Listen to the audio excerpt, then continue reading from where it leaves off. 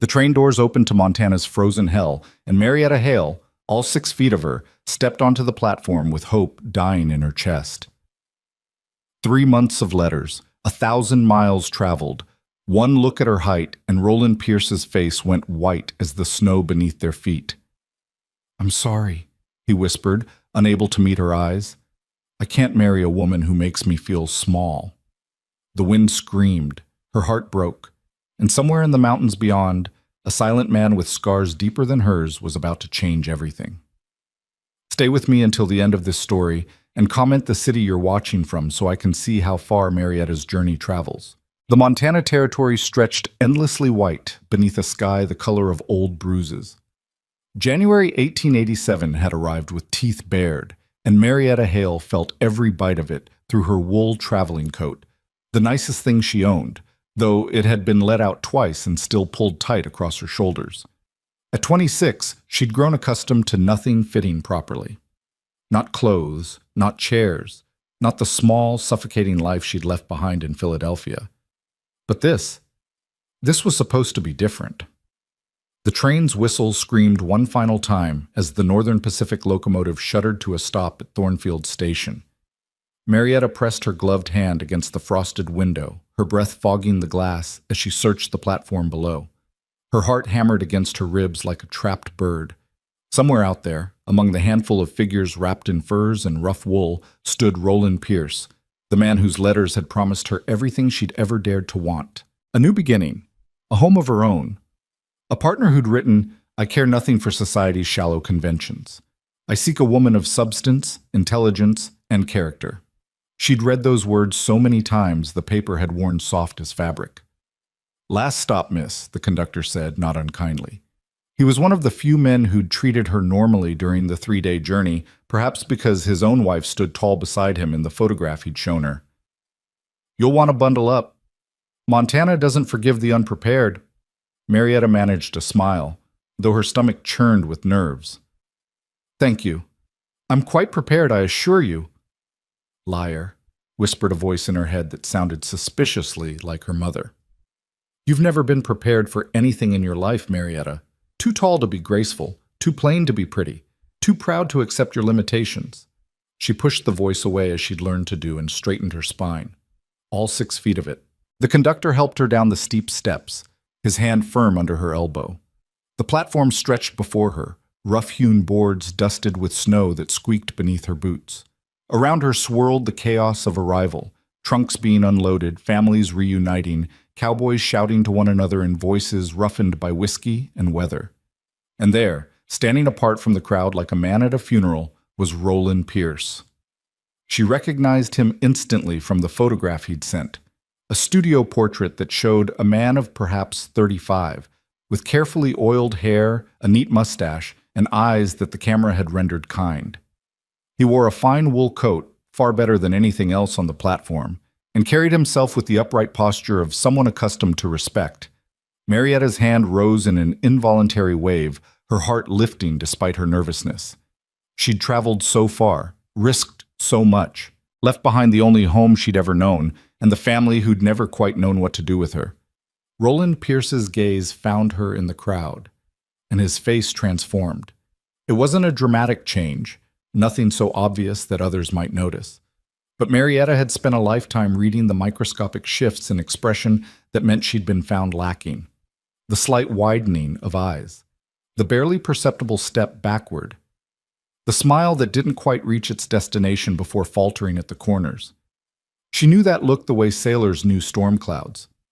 He didn't know, she realized with dawning horror. In all those letters, I never told him, and he never asked. "Miss Hale?" His voice carried well enough, merchant's training probably, but it held none of the warmth from his letters. He walked toward her with measured steps, each one seeming to require conscious effort. "I am Roland Pierce. Welcome to Montana." No embrace. No taking of hands. He stopped a careful 3 feet away, his eyes level with her collarbone. "Mr. Pierce," her voice came out steadier than she felt. "It's such a pleasure to finally meet in person. Your letters have been a great comfort these past months." "Indeed, yes, quite." He glanced around as if searching for rescue. Your trunk? The blue one. There, being unloaded now.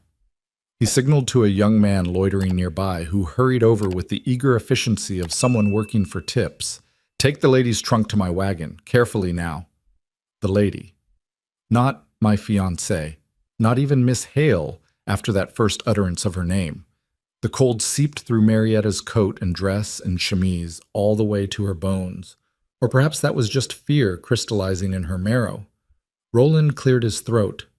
The journey was acceptable.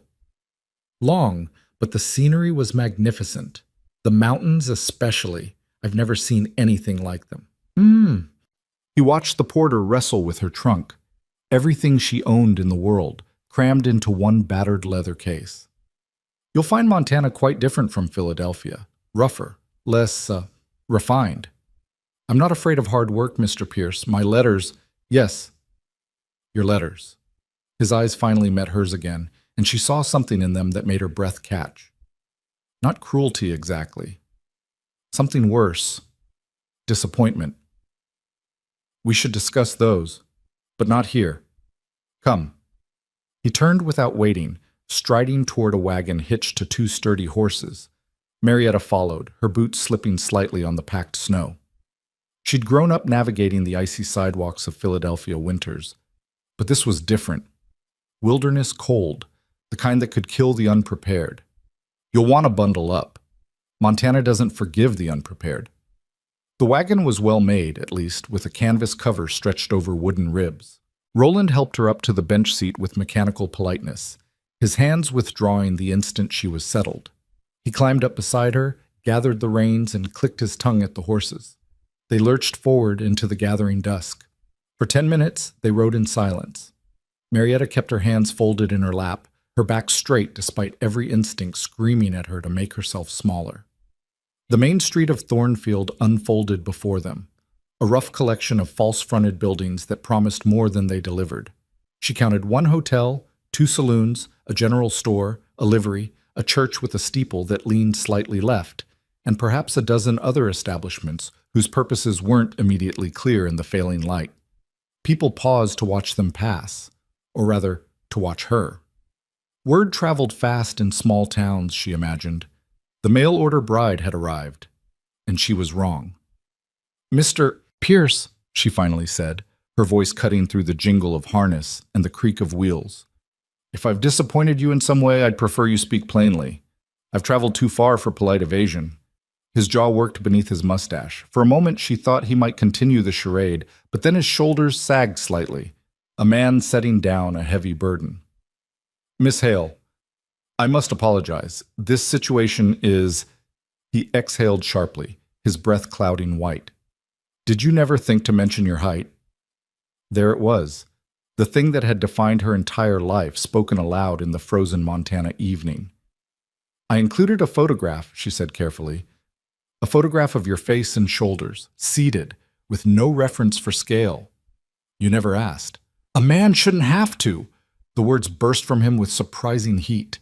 He pulled the horses to a stop at the edge of town, where the buildings gave way to open land. Miss Hale, Marietta, please understand. I am a prominent merchant in this territory. I have a position to maintain. Respect to command. I cannot... He stopped, visibly struggling.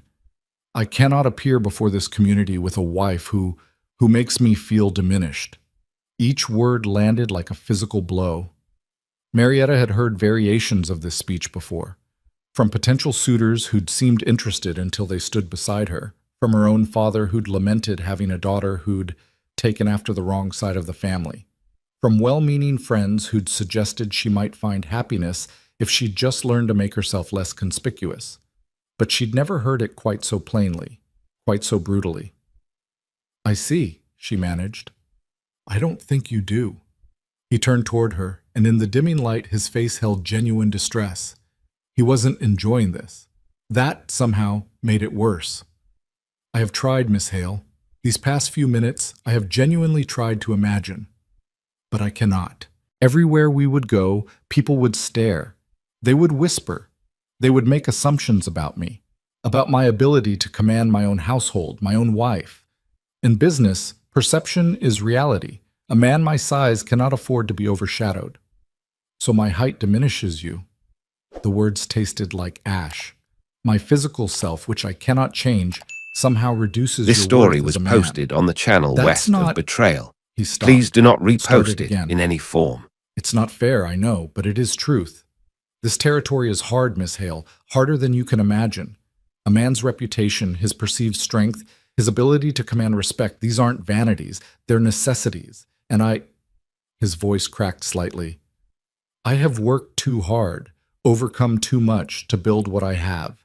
I cannot risk it, not even for someone who seems in all other respects perfectly suitable. Perfectly suitable. As if she were a piece of furniture that simply wouldn't fit through the door.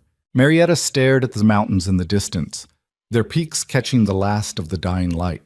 She thought of the letters she'd written over 3 months, sitting at her tiny desk in her sister's house where she'd lived on sufferance since their father died. Letters where she'd poured out her dreams of a different life, her thoughts on books and politics and the nature of partnership. Letters where she'd been, for the first time in her life, just a mind and a heart, not a body that everyone found inconvenient. Roland Pierce had responded with warmth and intelligence. They'd discussed Emerson and Thoreau, debated the future of the territories, shared small stories of their daily lives. She'd let herself believe that here, finally, was someone who saw her, but he'd never seen her at all. What happens now? Her voice was steadier than her hands.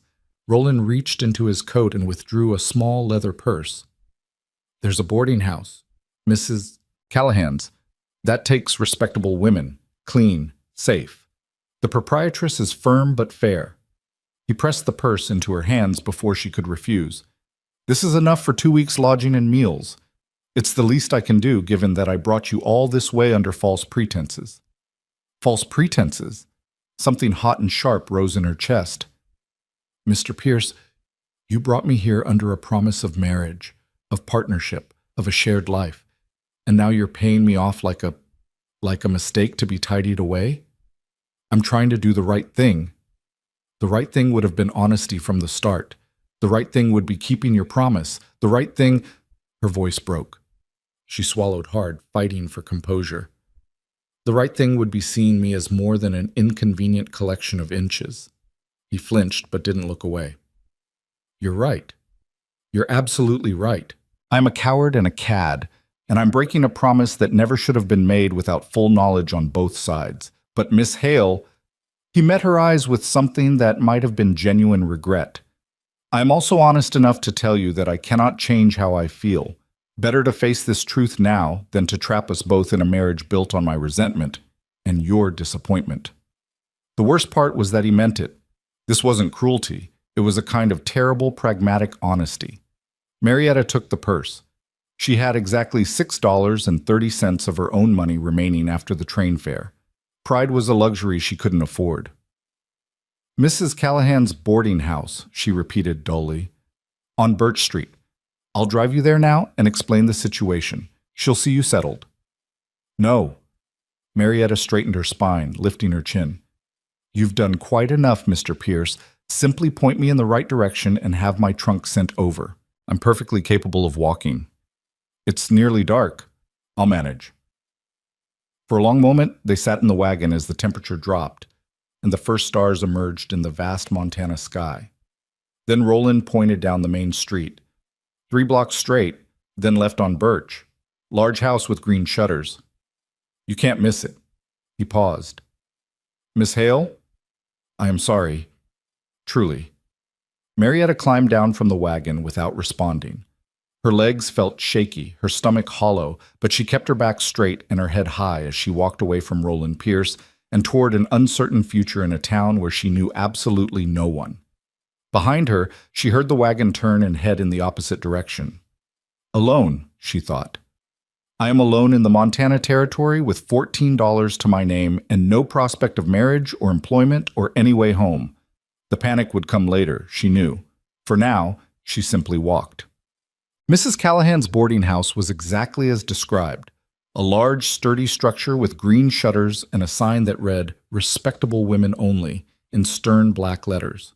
Warm light glowed from the windows, promising heat and shelter from the cold that now bit through Marietta's coat with vicious intent.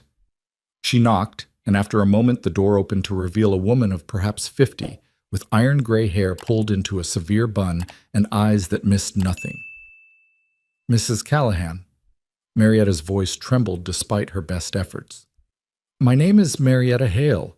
I've just arrived from Philadelphia, and I'm in need of lodging. I can pay." She held up the purse Roland had given her like a talisman.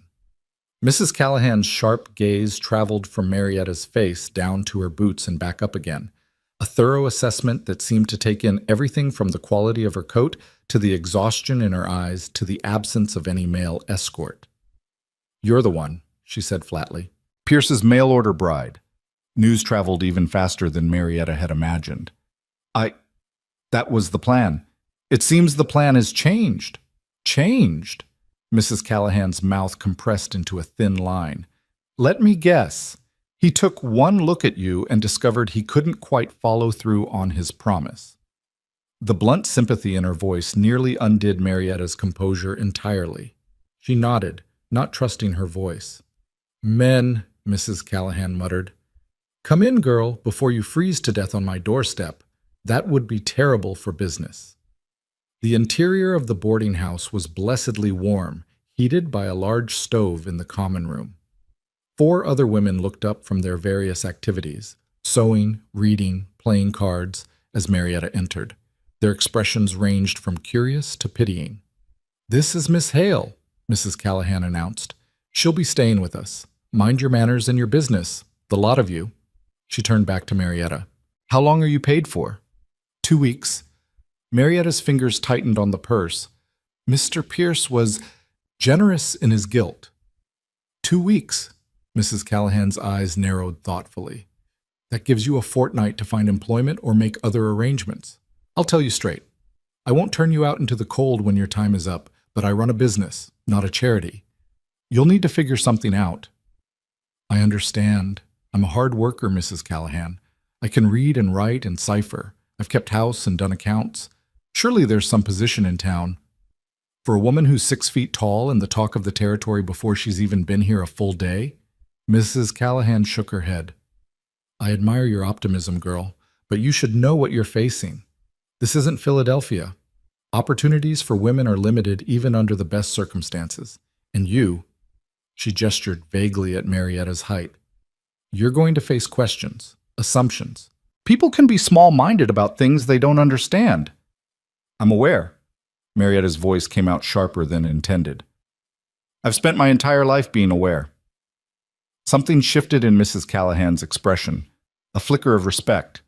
"I expect you have.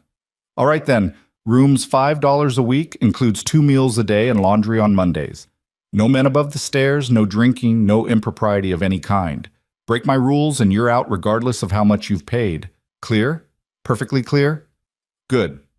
Sarah," Mrs. Callahan called to one of the younger women, "show Miss Hale to the blue room. Her trunk should be arriving shortly." Sarah, a petite blonde with friendly eyes, hopped up with surprising enthusiasm. "Come on, miss. It's a nice room. Window faces the mountains." Marietta followed her up a narrow staircase to the second floor, where a short hallway held 4 doors. The blue room was small but clean, with a narrow bed, a washstand, a tiny desk, and a window that did indeed face the mountains. In the darkness, they were just looming shapes against the starlight, mysterious and vast. "I'm Sarah Hendricks," the girl said, hovering in the doorway. "I work at the general store, help with inventory and such. Been here about 6 months." "Marietta Hale." She set the purse down on the desk, her hands finally beginning to shake in earnest. "Though I suspect you already knew that." "Whole town knows." Sarah had the grace to look embarrassed. "Mr. Pierce, well, he'd been talking about his bride for weeks. Said you were accomplished and refined and all sorts of things. I guess he just didn't mention the one thing that mattered to him most." "Apparently not." "For what it's worth," Sarah said quietly, "I think he's a fool, and cruel besides, making promises and breaking them like that." She paused. "If you need anything, someone to show you around town, or just, I don't know, someone to talk to, I'm in the yellow room, right next door." The kindness, unexpected and genuine, brought tears to Marietta's eyes. She blinked them back fiercely. "Thank you, Sarah. Truly." After This Sarah story left, was Marietta posted sank on the onto channel narrow west bed of and let Betrayal. herself feel the full Please weight do of not what had repost happened. it in any She'd form. gambled everything, her pride, her savings, her last chance at a normal life, on a man who'd taken one look at her and found her wanting. Outside, the Montana wind howled around the corners of the boarding house, wild and cold and free.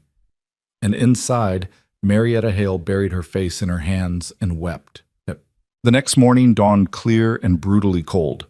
Marietta woke to frost patterns on her window and the sound of women moving about in the hallway, the rhythms of a boarding house coming to life. She'd slept poorly, her dreams full of falling and drowning and standing on endless empty platforms while trains pulled away without her. Breakfast was served in the common room: oatmeal, bread, coffee strong enough to strip paint. The other women were polite but distant, clearly unsure how to approach the scandal that had arrived on yesterday's train. Mrs. Callahan ate in silence, her eyes tracking everything. "Miss Hale," she said as Marietta finished her coffee, "a word in my office." The office was a small room off the kitchen, crammed with ledgers and papers and years of accumulated business. Mrs. Callahan shut the door and gestured for Marietta to sit. "I've been thinking about your situation," she began without preamble. "You need work. The question is what work you're suited for and what work this town might actually offer." "I'm willing to do almost anything honest," Marietta said. "That's what everyone says until they understand what anything actually means out here." Mrs. Callahan leaned back in her chair. "Let's be practical. Can you cook?" "Adequately, not professionally." "So?" "Basic repairs. I'm not skilled enough for tailoring or dressmaking." "Clean?" "Of course. There's always cleaning work, but it pays poorly and the hours are long. Won't earn you much more than room and board." Mrs. Callahan tapped her fingers on the desk. "Can you teach?" "Read and write and cipher, you said." "Yes, but the school teacher position is filled, and even if it wasn't, the school board wouldn't hire someone like you." Mrs. Callahan's bluntness was almost refreshing. "They want someone small and demure who won't frighten the fathers. You follow?" Marietta nodded, her throat tight. "Shop work is out for the same reason. Restaurant work, maybe, but the only restaurant in town is run by Tom Chen, and he doesn't hire white women. Laundry work would break your back. It's brutal labor. The hotel needs girls, but—" She paused delicately.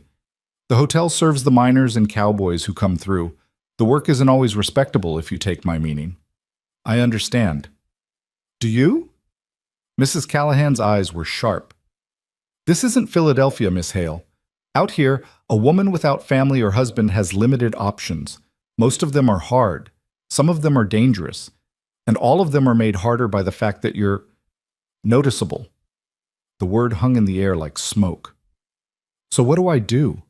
Marietta fought to keep her voice steady. "I have 12 days of paid lodging left. Surely there must be something." "There might be." Mrs. Callahan stood and walked to her small window, which looked out over Birch Street. "But it's not what you'd call conventional. And it would mean leaving Thornfield." Marietta's heart jumped. "Leaving? For where?" "There's a homestead about 3 miles north of here. A man named Orrin Wilder. He's got a small business making specialized leather goods, boots mostly for men who work in the mountains. He supplies miners, loggers, trappers. Good quality work. He mentioned last time he was in town that he could use help with accounts and correspondence, someone to organize his business side while he focuses on the crafting." "That sounds—" Marietta hesitated. "Perfect, actually, but you said it's not conventional." "Orrin Wilder isn't what you'd call conventional himself." Mrs. Callahan's voice grew careful. "He's a strange one. Big. Bigger than any man you've likely seen. Scarred something fierce from what folks say, though he keeps himself covered. Lived in these mountains for near about 5 years now, and in all that time I doubt he's spoken more than 100 words to anyone in town. Comes in for supplies once a month like clockwork, pays in cash, nods at folks if they greet him and leaves. No friends? No visits? No nothing. Why would such a man need help with correspondence?" "That's the question, isn't it? But Martha Reeves at the general store says he's had more business than he can handle lately. She's seen the orders piling up. He needs someone to manage that side of things, apparently. Marietta considered this. A reclusive mountain man who wanted help but rarely spoke. It sounded complicated, possibly dangerous, certainly isolating. It also sounded like her only real option. How would I contact him? She asked. That's the other strange thing. He doesn't come to town on any schedule except that monthly supply run, but he has a postal box at the general store. You could leave a letter of inquiry. A letter? Marietta almost laughed. More letters. Hadn't letters gotten her into this mess in the first place? But what choice did she have? I'll write to him today, she decided. If he's willing to consider me for the position, at least I'll have tried. Mrs. Callahan nodded approvingly. That's practical thinking. In the meantime, you might ask around town anyway. Can't hurt to explore all your options, just... She paused. Steel yourself, girl. This town has already decided who you are and what happened. People will have opinions. Try not to let them wound you more than necessary. So, Mrs. Callahan's warning proved prophetic. Marietta spent the rest of that day and the next walking the streets of Thornfield, inquiring at every establishment that might conceivably employ her. The general store didn't need help. The hotel gave her one look and said they had no positions available. She didn't miss the way the manager's eyes slid to her height and away again. The church's Reverend Patterson was kind but clear. He had no employment to offer, and the charitable fund was stretched thin as it was. Everywhere she went, she felt the weight of eyes following her, heard the whispers that cut off as she approached, saw the sympathy mixed with judgment in faces that had already heard her story and found her wanting. She must have been desperate to come all this way. Poor thing. What will she do now? Too tall for her own good, that one. No wonder Pierce changed his mind. On the afternoon of her third day in Thornfield, Marietta sat in the small dining room of Mrs. Callahan's boarding house, writing a letter by the light of the window. Outside, snow had begun falling again, gentle flakes that turned the world soft and white. Dear Mr. Wilder, my name is Marietta Hale, and I am writing to inquire about a potential position in your establishment. Mrs. Callahan of the boarding house has informed me that you may be seeking assistance with accounts and correspondence related to your bootmaking business. By way of introduction, I am 26 years old, recently arrived from Philadelphia, where I managed my late father's household accounts for several years. I am proficient in penmanship, mathematics, and business correspondence. I am a hard worker, quick to learn, and adaptable to new situations. If you would be willing to consider me for this position, I would be most grateful for the opportunity to discuss the matter further at your convenience. Respectfully, Miss Marietta Hale, Tiki, Mrs. Callahan's boarding house. She read it over 3 times, debating whether to mention her height, her situation, anything that might prepare him. But what was there to say that wouldn't sound desperate or defensive? Better to let the work speak for itself, if she was given the chance. She sealed the letter and walked through the snow to the general store, where a heavy-set woman behind the counter looked up with sharp interest. Help you, miss?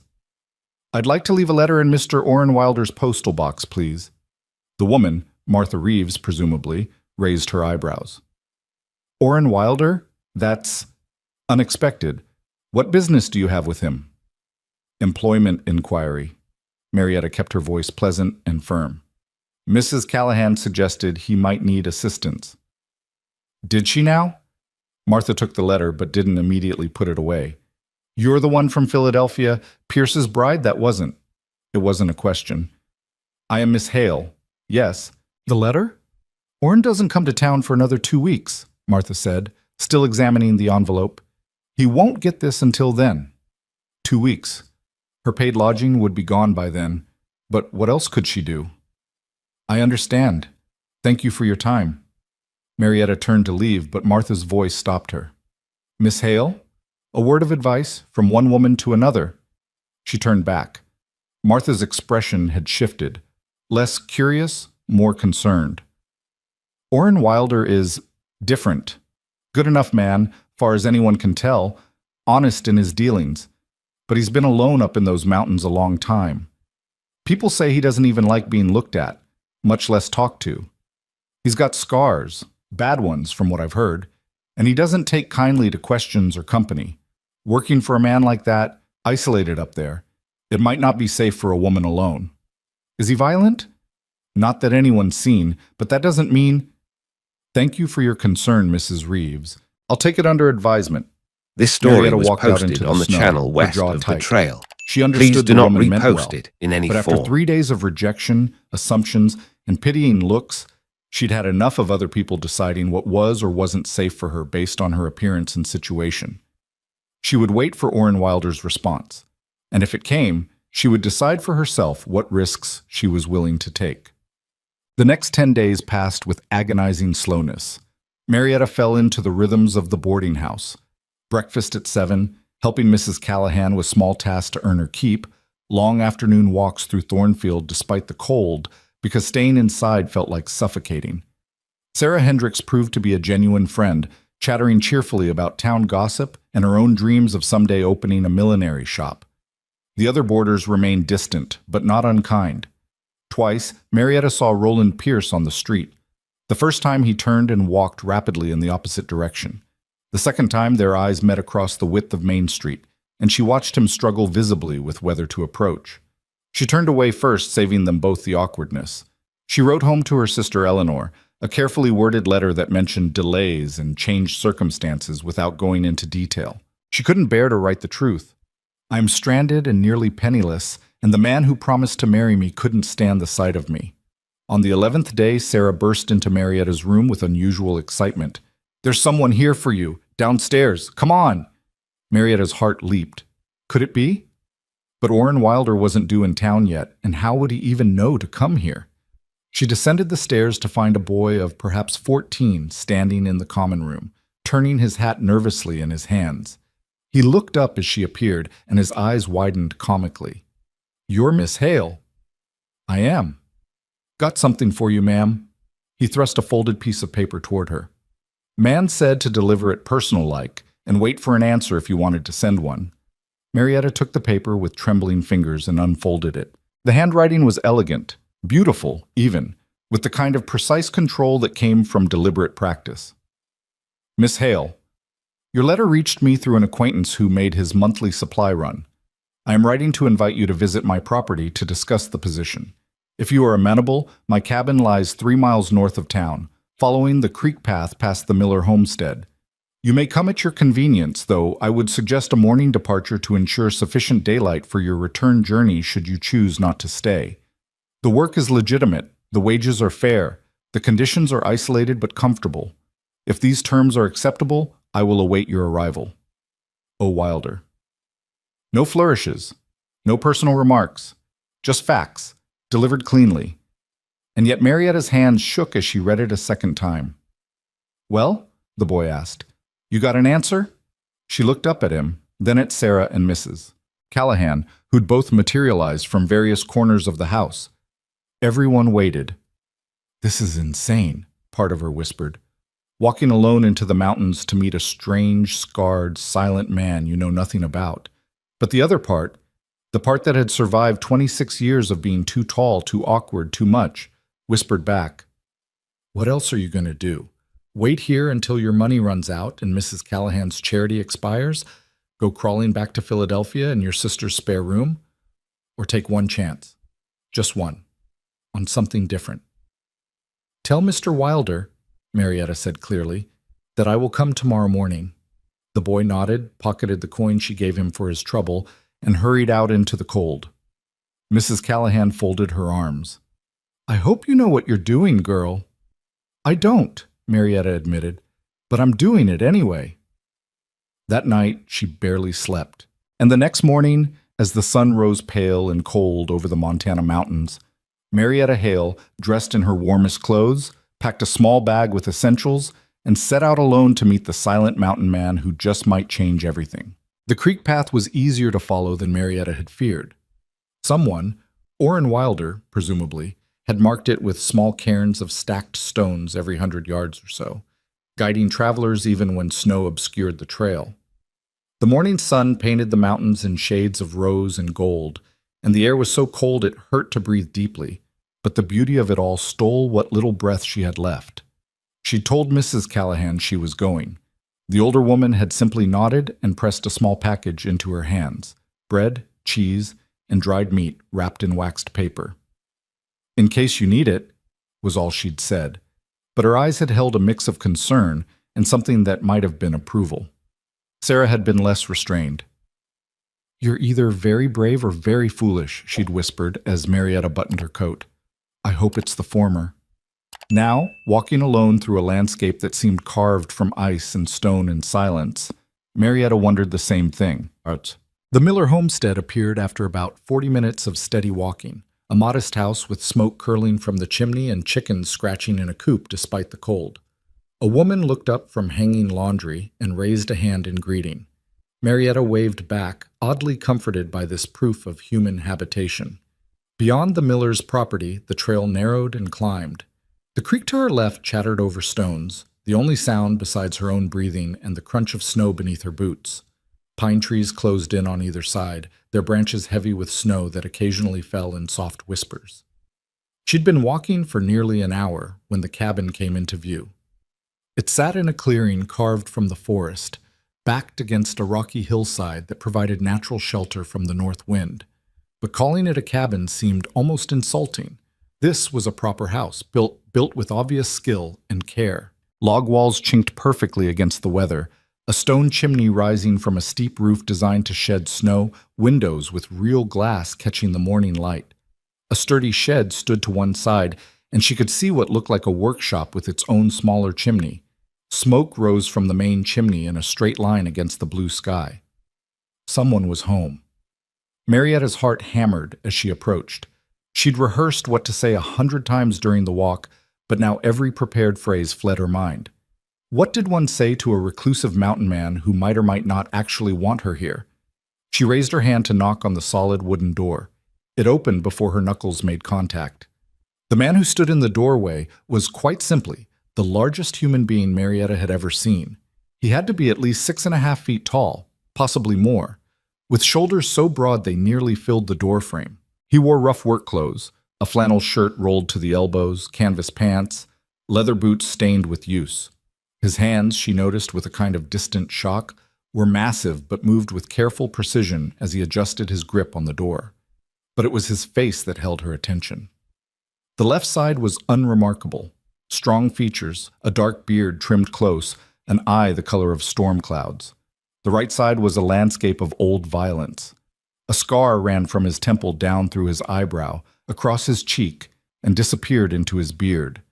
The eye on that side was pale and clouded, blind, she realized.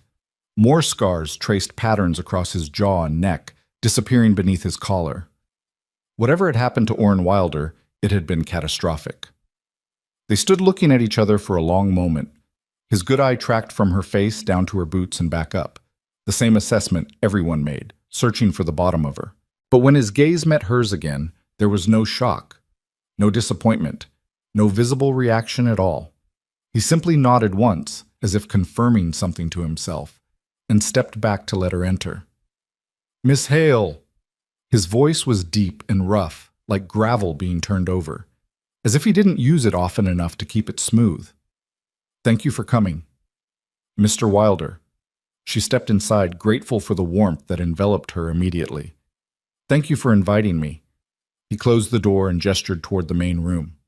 "Coffee?" "Please, if it's no trouble." "No trouble." He moved toward a kitchen area with that same careful precision she'd noticed before. Nothing wasted, nothing careless. Marietta took the opportunity to look around. The interior of the cabin surprised her as much as the exterior had. She'd expected rough bachelor quarters, functional but sparse. Instead, she found a home that spoke of intelligence and care. Bookshelves lined one wall, packed with volumes whose spines showed frequent handling. A large work table dominated one corner, covered with ledgers and papers arranged in neat stacks. The furniture was simple but well made, probably by Wilder himself. Everything was clean and ordered, from the swept plank floors to the dishes drying beside the deep basin sink. "Sit anywhere," Wilder said, without turning from the stove where he was pouring coffee into 2 tin mugs. Marietta chose a chair at the work table, setting her small bag at her feet. Through a partially open door, she glimpsed what must be his workshop. Workbenches, tools hanging on walls, and the rich smell of leather and oil. He brought the coffee and sat across from her, leaving a careful distance between them. Up close, she noticed more details. His hands, despite their size, bore the small scars and calluses This story of was precision posted work. on the channel The blind west eye of the tracked trail. slightly off-center, Please do not giving him an repost it in unsettling any form. aspect until you got used to it. He held his coffee mug with both hands, as if warming them, though the cabin was already plenty warm. "The walk was acceptable?" he asked. "Beautiful, actually. I've never seen country like this." "It has its moments." He sipped his coffee, watching her over the rim. "You should know what you're considering before we waste each other's time." "That seems fair. I make custom boots and other leather goods, mostly for men who work in hard conditions. Miners, loggers, trappers, mountain men. They need equipment that won't fail them when failure means injury or death. I'm good at the craft. Better than good, if I'm being honest." There was no arrogance in the statement, just fact. "But the business side has gotten away from me. Orders backing up, correspondence falling behind, customers waiting months when they should wait weeks. And you need someone to manage that side of things. Yes, taking orders, organizing production schedules, handling correspondence, keeping accounts. The work itself isn't complicated, but it needs doing consistently. I can't do both jobs well." Marietta nodded, her mind already organizing the tasks. "How many orders do you currently have pending?" 43. She blinked. 43? "I've been working through them as I can, but new ones keep arriving. Some men have been waiting since September." "That's nearly 4 months, Mr. Wilder. You're risking your reputation." "I'm aware." He set down his coffee. "Which is why I need help. The question is whether you're that help." "May I see your current system?" He stood and gestured for her to follow. At the work table, he showed her his ledgers. One for orders, one for materials, one for accounts. The entries were in that same elegant handwriting from his letter, each line precise and clear. But as she paged through, she could see where the system had started to fail. Gaps in the dates. Notes scribbled on loose papers tucked between pages. Recent orders that hadn't been properly recorded. "Your handwriting is beautiful," she said, "but you're drowning in volume." "Yes. This needs reorganization. A better system for tracking orders through each stage of completion. Cross-referencing between materials and production. Follow-up correspondence to keep customers informed." She looked up at him. "It's not insurmountable, but it will take time to get back on track." "How much time?" "To catch up on correspondence and create a proper system? 2 weeks of dedicated work, probably. After that, maybe an hour or two daily to maintain it." She paused. "That's assuming you're willing to let someone else handle these aspects of your business. If I wasn't willing, you wouldn't be here." There was logic in that. Marietta turned back to the ledgers, her mind already sketching out a plan. This was work she could do, work she'd be good at. For the first time since arriving in Montana, she felt something like hope unfurling in her chest. "The wages," Wilder said. "Room and board plus $20 a month. You'd have the back room, small but private, with its own stove. Meals you'd handle yourself, but I keep the larder stocked and you're welcome to whatever you need. Laundry you'd do your own, but there's a good setup for it. Work hours flexible, but the correspondence needs checking daily and orders need organizing as they come." $20 a month was generous for this kind of work. More than generous, really. With room and board included, she could actually save money. Maybe eventually afford passage back to Philadelphia if things didn't work out. Or passage somewhere else to make another attempt at a different life. "That seems more than fair," she said carefully. "There are conditions." His voice had gone even more careful. "This cabin is isolated. You'd be 3 miles from town, mostly alone. I work long hours in the shop and I'm not—" He paused, clearly struggling for words. "I'm not company, Miss Hale. I don't make conversation well. I don't have visitors. It would be a quiet life. Some would say too quiet." "I'm not afraid of quiet." "You should be aware of what people will assume, a woman living alone with a man, no matter how innocent the arrangement. There will be talk." Marietta almost laughed. "Mr. Wilder, there's already talk. The moment I stepped off that train, I became the subject of gossip and speculation. At this point, I'm less concerned with what people assume and more concerned with whether I can do useful work for fair wages." Something shifted in his expression. Not quite a smile, but a softening around the edges. "Practical. I found it's the only way to be." He stood and walked to the window, looking out at the mountains that rose beyond the clearing. The morning light caught the scars on the right side of his face, making them look deeper than they probably were. When he spoke again, his voice was quieter. I should tell you why I live up here alone, why I don't come to town more than necessary, why I need help but haven't asked for it until now. He didn't turn from the window. 5 years ago, I was a different man. Worked construction in Denver. Big projects, hotels, office buildings, the kind of work that required crews and coordination. I was good at it, had a future. His hand rose unconsciously to touch the scars on his face. There was an accident. Scaffolding collapse. 3 men died. I survived, but he gestured vaguely at himself. People stare at scars like these. They have questions. They make assumptions about what you can or can't do anymore. I got tired of it, tired of being looked at like something broken. So I came here, to country where a man could work with his hands and be left alone. Marietta listened without interrupting, watching the tension in his shoulders. I'm telling you this because you should know what you're agreeing to. Working for a man who doesn't want to be seen or talked about more than necessary. A man who'll probably never be comfortable enough with you to have a real conversation. I can be fair and honest and pay what I promised, but I can't be... He trailed off, still not looking at her. Normal? Marietta supplied softly. Yes. She stood and walked to stand beside him at the window, careful to leave space between them. Outside, a hawk circled in the brilliant sky. Mr. Wilder, I am 6 feet tall. I've been stared at my entire life, whispered about, measured against some invisible standard I could never meet, no matter how hard I tried. I came to Montana because a man promised to see past my height to the person beneath it. He lied. Or maybe he wanted to believe his own words, but when faced with the reality of me, he couldn't. She took a breath. I'm not afraid of quiet. I'm not afraid of isolation.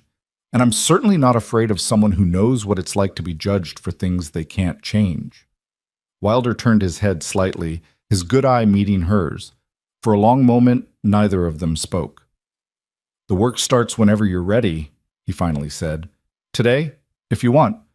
Or you can think about it and come back. I'd like to start today, if that's acceptable. It's acceptable.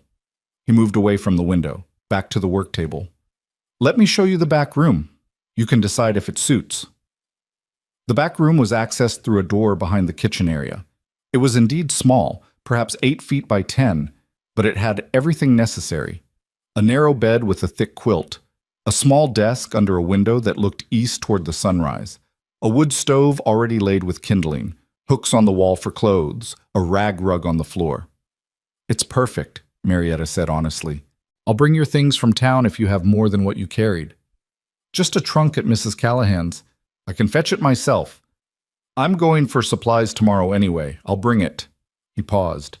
You'll want to send word that you're staying, so people know where you are. Because people would worry. Or more likely, people would talk. But he was right. She should let Mrs. Callahan and Sarah know she was safe and had found work. I'll write a letter tonight, if you're willing to deliver it. I'm willing. They returned to the main room, and Wilder showed her where everything was kept. Paper and ink in the desk drawer, the larder behind a door in the kitchen, spare blankets in a chest, firewood stacked on the porch. He moved through the explanations with the same careful precision he brought to everything, making sure she understood before moving on. Then he brought out the correspondence. Letters requesting orders, estimates, information about wait times. Some of them are months old.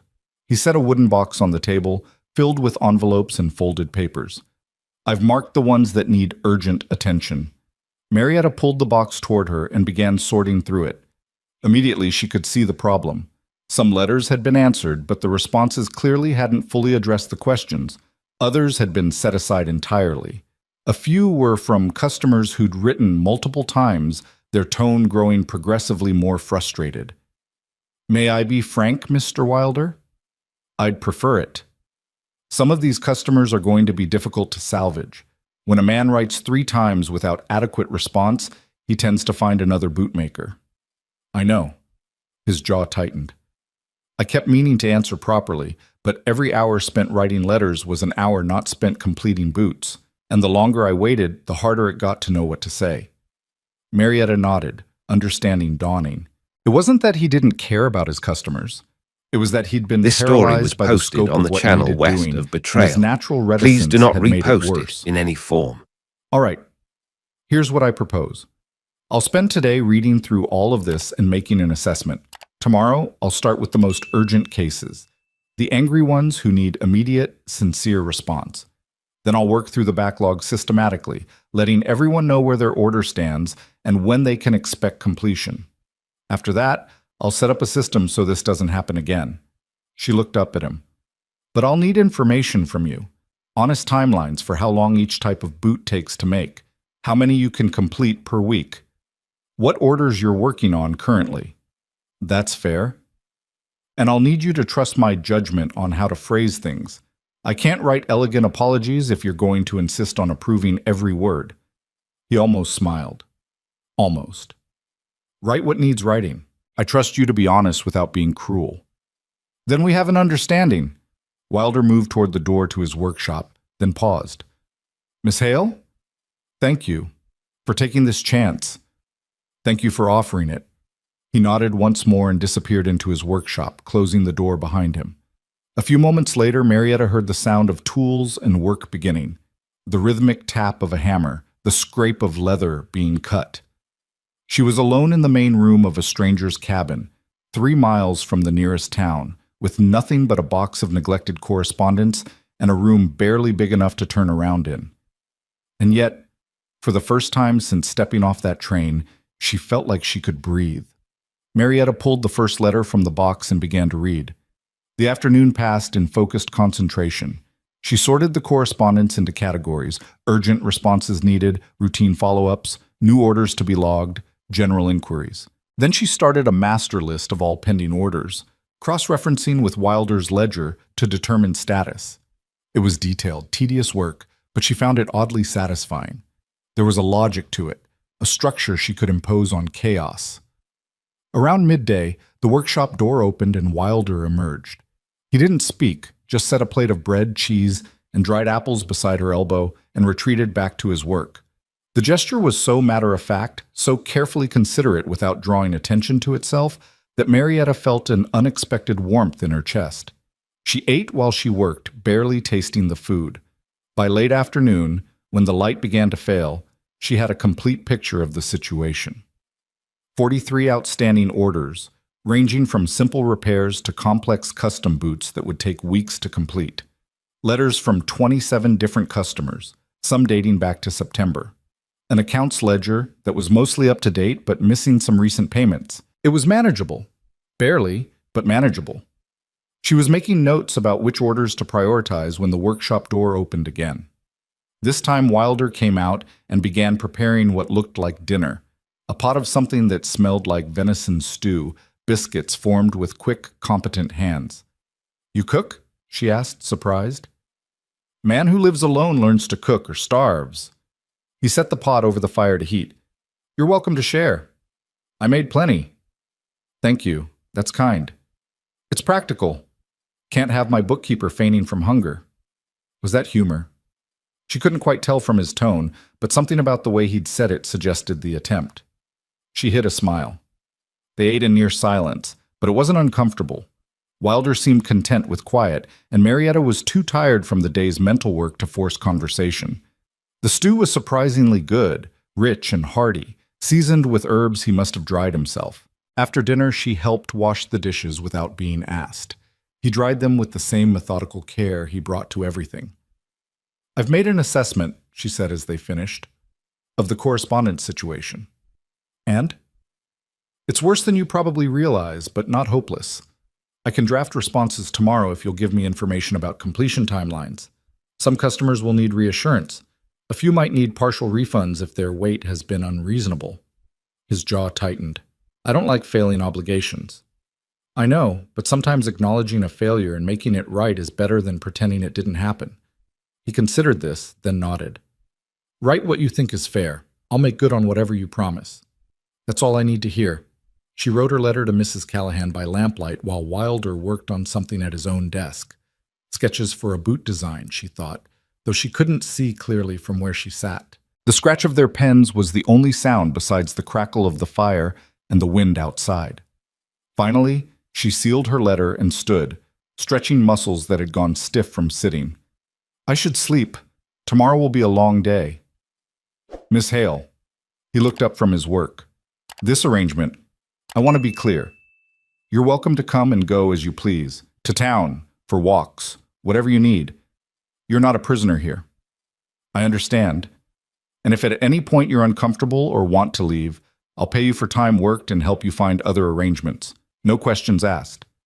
She studied his face in the lamplight, the careful blankness he wore like armor, the scars that told stories he probably never shared. You're a good man, Mr. Wilder.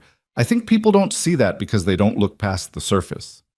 He flinched slightly, as if the words had struck something tender. People see what they expect to see. Yes, they do. She went to her small room and closed the door. The bed was hard, but the quilts were warm, and she fell asleep to the sound of wind in the pines and the distant tap of Wilder's hammer as he worked late into the night. She woke to sunlight streaming through her window and the smell of coffee. For a disoriented moment, she couldn't remember where she was. Then it came back. The cabin, the mountain, the strange and careful man who'd offered her exactly what she needed most: work, shelter, and the absence of judgment. She dressed quickly and emerged to find Wilder already gone to his workshop, but he'd left coffee on the stove and fresh biscuits wrapped in a cloth. A note in his precise handwriting lay beside them. Going to town for supplies and your trunk. Back by afternoon. Make yourself at home. Make yourself at home. 4 simple words, but they settled something in Marietta's chest that had been unsettled for so long she'd forgotten it could be any other way. She poured coffee, took a biscuit, and sat down to begin writing responses to angry customers, 3 months overdue for boots they'd paid for. The work consumed her. Each letter required careful thought, acknowledging the delay without making excuses, explaining the situation without revealing too much about Wilder's personal struggles, offering concrete timelines for completion or refunds where appropriate. Her hand cramped from writing, but she pushed through. By the time she heard the wagon, she'd completed 15 letters and started on the 16th. Wilder came in through the front door, carrying her trunk with an ease that suggested it weighed nothing. He set it in her room without comment, then returned with a crate of supplies. Mrs. Callahan says you're missed already, he reported, unpacking coffee and flour and other staples. The young woman, Sarah, sent this. He held out a small package wrapped in paper.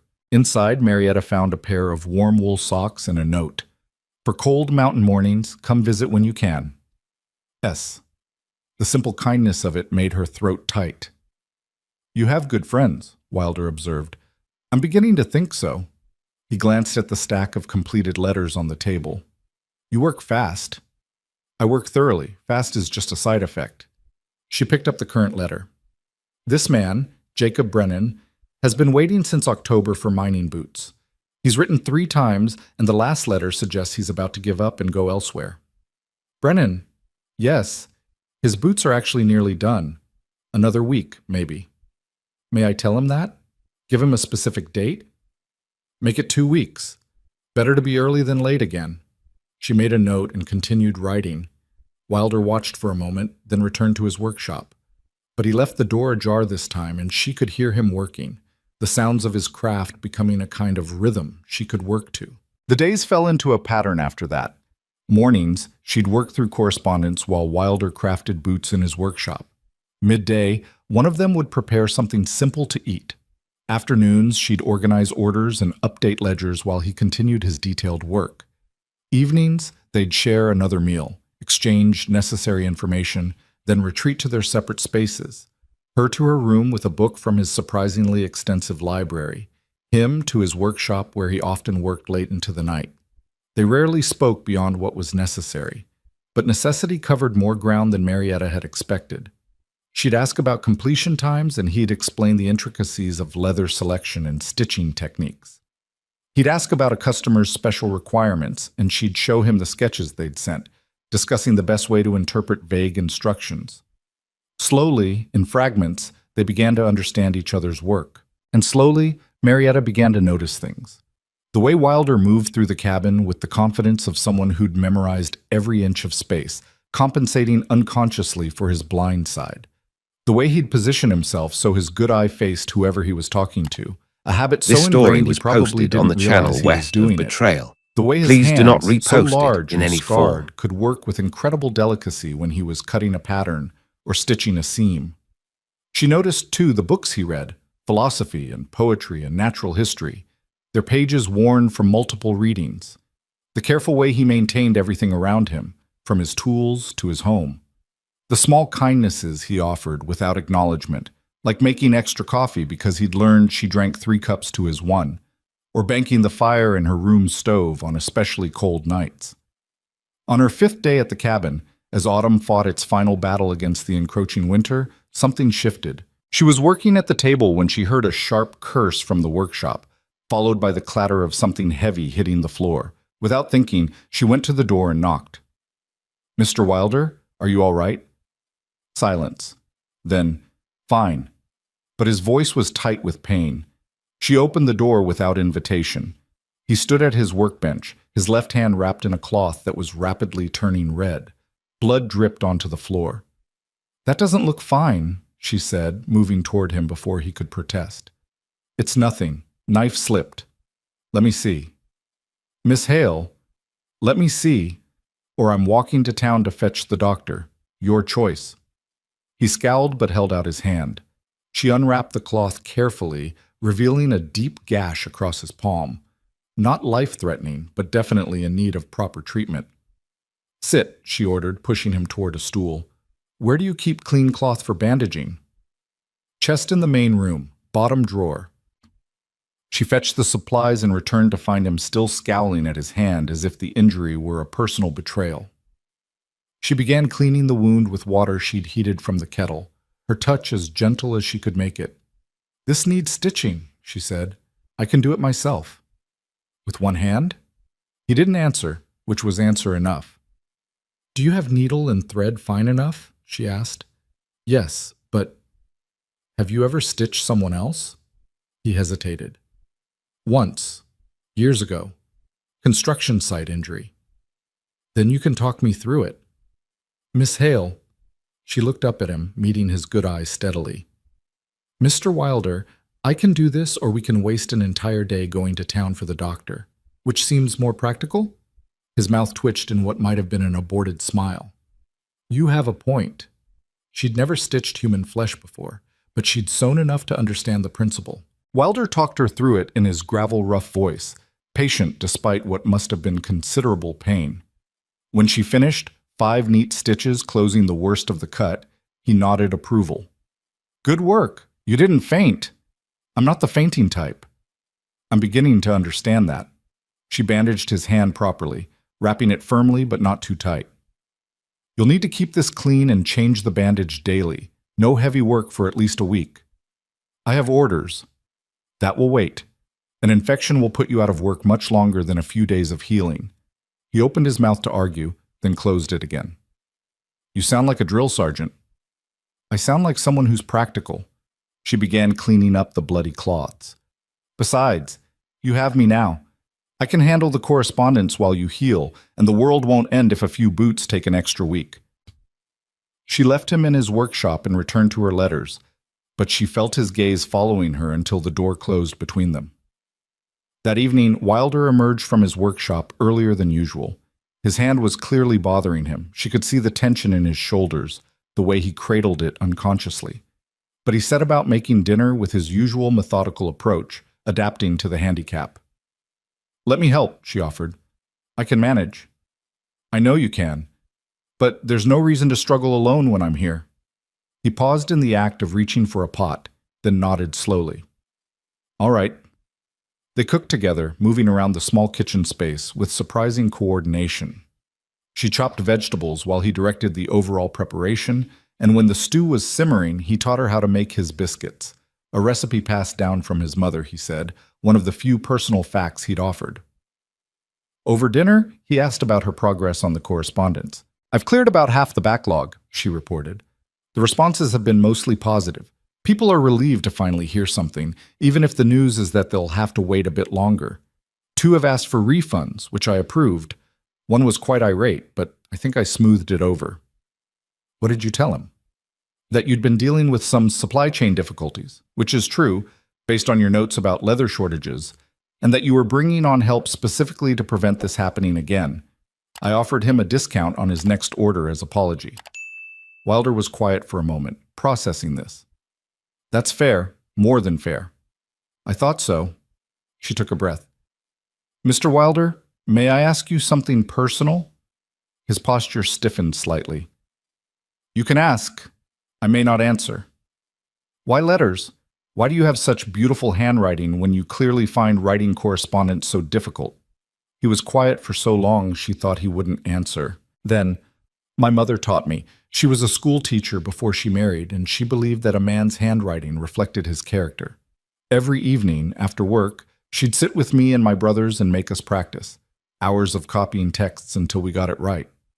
His scarred hand touched his coffee mug. She died when I was 15. The handwriting is what's left of her lessons. The words were simple, but they held such weight that Marietta didn't know how to respond. So she simply nodded, acknowledging the gift of his trust. Your parents? He asked, surprising her. My father died 3 years ago. Heart gave out suddenly. My mother is still living, but we're not close. She never quite forgave me for being tall and unmarried and generally a disappointment to her social ambitions. Her loss, then. The words were gruff, almost throwaway, but they settled into Marietta's chest with unexpected warmth. When was the last time someone had suggested her mother might be the one at fault, rather than her? That night, lying in her narrow bed, Marietta realized something had changed between them. The careful distance was still there. Wilder was too scarred, too wary to let anyone truly close. But there was a kind of understanding developing, built on practical work and small kindnesses, and the recognition that they were both refugees from a world that hadn't quite known what to do with them. In the darkness, she heard him moving around the main room, banking the fire and checking the doors with his nightly routine. And she felt, for the first time in years, like she was exactly where she was supposed to be. The weeks that followed established a rhythm that felt almost like peace. Wilder's hand healed cleanly under Marietta's watchful care, and by the second week he was back to full work in his shop, turning out boots with the focused intensity of a man making up for lost time. The correspondence backlog dwindled to nothing, replaced by a smooth system where new orders were logged immediately, customers received prompt acknowledgement, and production schedules were realistic enough to actually keep. Winter arrived in earnest, transforming the mountains into a landscape of white silence, broken only by the wind and the occasional cry of a hawk. Marietta learned to navigate the trail to town even when snow obscured the path, following Wilder's cairns and her own growing familiarity with the land. She went once a week for supplies and to maintain her connection to civilization, brief visits with Sarah at the boarding house, exchanges of books with Mrs. Callahan, glimpses of a town that had mostly stopped talking about her now that she'd removed herself from daily scrutiny. Roland Pierce she saw only once, emerging from the general store as she entered. They'd frozen, caught in that awful moment of recognition, before he tipped his hat with stiff courtesy and hurried past. She'd felt nothing watching him go. Not anger, not regret, not even satisfaction. Just a distant wonder that she'd once pinned all her hopes on a man so thoroughly ordinary. The cabin, by contrast, felt extraordinary in its simplicity. She and Wilder had developed an easy coexistence built on mutual respect and minimal words. He'd begun leaving books on her desk, selections from his library chosen with what seemed like care. Philosophy one week, poetry the next, a natural history of Montana birds after she'd mentioned seeing a particular hawk. She never asked if he was recommending them or simply sharing, and he never explained. But she read each one and sometimes found herself discussing passages with him over dinner, surprised by the depth of his thoughts when he chose to share them. He was, she'd discovered, far more educated than his rough mountain existence suggested. Self-taught, mostly, from what she could piece together. He'd speak casually about Thoreau's thoughts on solitude or Marcus Aurelius on acceptance, then return to his leatherwork as if philosophical discussion were the most natural thing in the world for a scarred bootmaker in the Montana wilderness. Spring arrived tentatively in late March, bringing with it the first signs of thaw. The snow retreated from the lower elevations, revealing brown earth and the promise of green to come. Birds returned, filling the mornings with song that had been absent through the winter silence.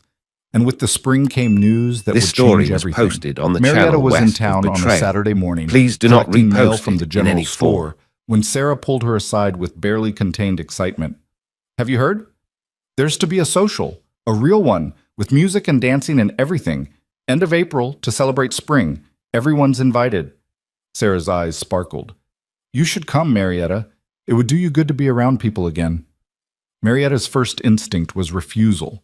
She'd grown comfortable in her isolation, in the quiet rhythms of work and weather.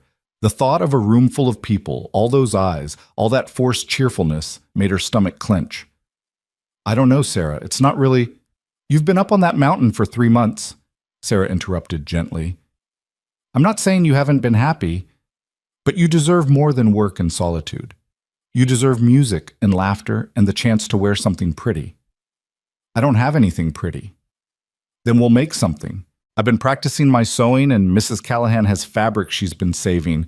Please, Marietta, for me, if not for yourself." There was such genuine hope in Sarah's face that Marietta found herself nodding before she'd fully decided. "All right, I'll come, but I'm not promising to enjoy it." "You don't have to promise anything. Just show up." When Marietta returned to the cabin that afternoon, she found Wilder in the workshop, bent over a particularly intricate boot that required decorative stitching. He looked up as she entered, his good eye taking in the packages she carried. "Successful trip?" "Mostly. Got your hardware order from the smithy, and there's to be a social at the end of April. Sarah convinced me to attend." Something flickered across his face too quickly to identify. "That should be, good for you, I suppose." She set down the packages. "Will you go?" "No." The word was flat, absolute. "Mr. Wilder, I don't attend socials, Miss Hale, or gatherings of any kind if I can avoid it." He returned his attention to the boot, his scarred fingers moving with their usual precision. "But you should go. You're young. You should have those experiences." She wanted to argue that he wasn't so old himself. She'd learned he was only 32, just 6 years her senior. Wanted to say that isolation, however comfortable, wasn't the same as living. But she recognized the wall he'd just erected between them and knew better than to push against it. Over the following weeks, Sarah and Mrs. Callahan conspired to create a dress for Marietta. They worked during her weekly visits to town, measuring and pinning and adjusting with the kind of focused determination that suggested this was about more than just a dress. It was, she realized, an act of friendship, of inclusion, of insisting that she mattered beyond her utility.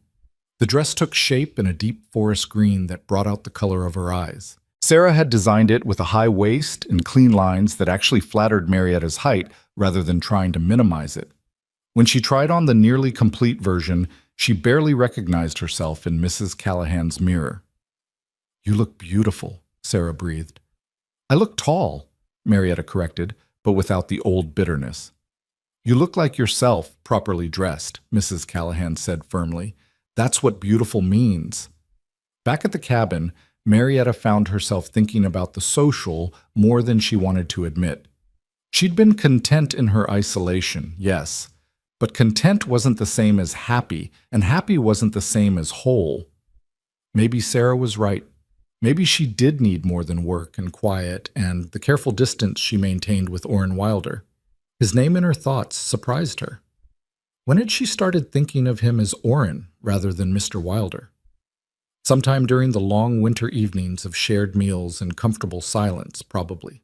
Sometime between his gruff care when she'd been sick with a cold in February and her matter-of-fact help when his blind side had caused him to miss seeing a pot handle and burn himself badly enough to need bandaging. They'd never discussed the shift to first names. It had simply happened, natural as seasons changing. She watched him now as they sat on opposite sides of the work table after dinner, him sketching a new boot design, her organizing invoices.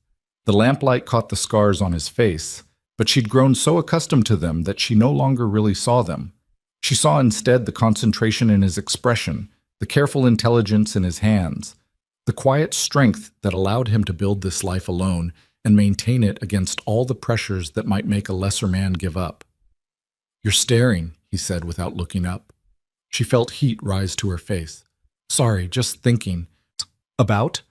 "How different things might have been if Roland Pierce had been half the man you are." The words escaped before she could stop them. Orrin's hand stilled on his sketch, his eye finally rising to meet hers. "Miss Hale." "Marietta. We've been living under the same roof for 3 months. You can call me Marietta." "Marietta, then." He set down his pencil. "Pierce might have given you the life you came here expecting. Townhouse. Social standing. The kind of existence you were raised for. The kind of existence that never quite fit me." She leaned back in her chair. "I've been happier these past 3 months than I was in the 5 years before them. Does that surprise you?" "Yes. No." He rubbed his scarred jaw. "I don't know. You've worked hard, been isolated, had none of the things most women want." "Most women," she echoed. "What about this woman, the one sitting across from you? What do you want?" The question hung between them, weighted with implications neither of them was quite ready to address. Marietta thought about the answer, really thought about it, beyond the reflexive responses she'd spent a lifetime giving. "I want to be useful," she finally said. "To do work that matters and be valued for doing it well. I want to wake up each morning without dreading the day ahead. I want to exist in a space where my height is simply a fact rather than a failure." She met his gaze steadily. "I have all of that here. For now. But what about later? What about marriage, children, the things I'm supposed to want because I'm a woman?" Her voice sharpened despite herself. "Orrin, I spent my entire adult life being told what I should want, what I should accept, how I should make myself smaller to fit into spaces carved out for normal women. I'm tired of should. I'd rather focus on what is." He was quiet for a long moment, his scarred fingers drumming once against the table. "And what is?" This cabin, this work, this life we've built between us. It's not conventional. It's not what either of us expected. But it's real, and it's good, and I'm not interested in apologizing for it. People talk. People always talk. Let them." Something shifted in his expression, surprise maybe, or recognition. "You've changed since January, gotten fiercer." "I've stopped trying to be what other people need me to be. That tends to make a woman fierce." He almost smiled, and the sight of it, rare and genuine, made something warm unfurl in her chest. Then he returned to his sketch, but the air between them felt different, charged somehow, as if they'd crossed some invisible boundary without quite meaning to. The night of the social arrived with unseasonable warmth, as if spring had decided to make a definitive statement. Marietta dressed in her new green dress, arranged her hair in a style Sarah had taught her, and stood before the small mirror in her room feeling like someone she didn't quite recognize. Orrin knocked on her door at sunset to tell her the wagon was ready. When she emerged, he went very still. "Is something wrong?" she asked, suddenly self-conscious. "No, you look—" He stopped, seeming to struggle for words. "Very fine. That dress suits you." "Sarah and Mrs. Callahan made it. They insisted I needed something appropriate. They were right." He cleared his throat. "I'll drive you to town. Pick you up when you're ready to come home." "You don't have to." "I know, but the trail at night isn't safe for walking alone, and I won't have you taking unnecessary risks." There was something protective in his tone that made her pulse quicken. She simply nodded and followed him to the wagon. They rode in silence, but it was a different quality of silence than usual. Marietta was acutely aware of him beside her, the size of him, the warmth radiating from his body in the cooling evening air, the careful way he held the reins with his scarred hands. When had she started noticing these things? When had her careful employer become something more complicated in her thoughts? The town hall was ablaze with light and sound when they arrived. Music spilled from the open doors along with laughter and the stomp of dancing feet. People milled outside, talking and smoking and enjoying the mild evening. Many of them turned to stare as Orrin pulled the wagon to a stop. She felt him tense beside her, his jaw tightening as eyes found them. Found him. "Thank you for the ride," she said quietly. I'll be back at 10, unless you want to stay later. 10 is perfect. She climbed down from the wagon and he drove away quickly, clearly eager to escape the scrutiny. She watched him go with an unexpected pang, wishing This he story could was stay, posted wishing on the he channel could walk West into of that bright Betrayal. building with her. Please do and not see that his repost it scars in mattered any far form. less than he believed they did. But Orrin Wilder had his own walls, and she couldn't scale them for him. Sarah found her within minutes, pulling her inside with enthusiasm. The town hall had been transformed with streamers and lanterns, and someone had organized actual musicians, a fiddler, a guitarist, and a woman with an accordion who played with infectious energy. People danced and talked and celebrated spring with the relief of those who'd survived another Montana winter. For the first hour, Marietta actually enjoyed herself. She danced with young cowboys who were more enthusiastic than skilled, spoke with women who seemed genuinely interested in her opinions about various topics, and felt the strange pleasure of being part of a community rather than always on its edges. Then Roland Pierce approached her. He looked uncomfortable, his collar too tight and his smile too forced. "Miss Hale, you look well." "Thank you, Mr. Pierce. I've heard you're working for Orrin Wilder, up on the mountain." "I am, managing his business correspondence and accounts." "That must be interesting work." "It's exactly what I needed." He nodded, clearly working up to something. "Miss Hale, Marietta, I wonder if we might speak privately, just for a moment." Every instinct screamed at her to refuse, but curiosity won out. She followed him to a quieter corner of the hall, away from the music and dancing. "I've been wanting to apologize," he began. "Properly, I mean. For how I treated you when you arrived. It was unconscionable. Cruel. You deserved better." "Yes, I did." He blinked at her directness. "I've regretted it. These past months, watching you thrive despite my cowardice, I've come to realize what a mistake I made. You're everything your letters promised, and more. I was a fool to let societal expectations override my own judgment." Marietta studied him carefully. He seemed sincere enough, genuinely regretful, and once this speech would have mattered enormously to her, would have felt like vindication. Now it just felt tired. "Why are you telling me this, Mr. Pierce?" "Because I'd like to try again. To court you properly this time, without the baggage of that first failed meeting. I've established myself well here, Marietta. I can offer you a good life, comfort, security, social standing, everything you came to Montana seeking." There it was. The offer she'd crossed a continent to receive, now delivered months too late. "I appreciate your honesty," she said carefully, "and I accept your apology. But I'm not interested in pursuing anything further between us. Because of Wilder." His voice sharpened.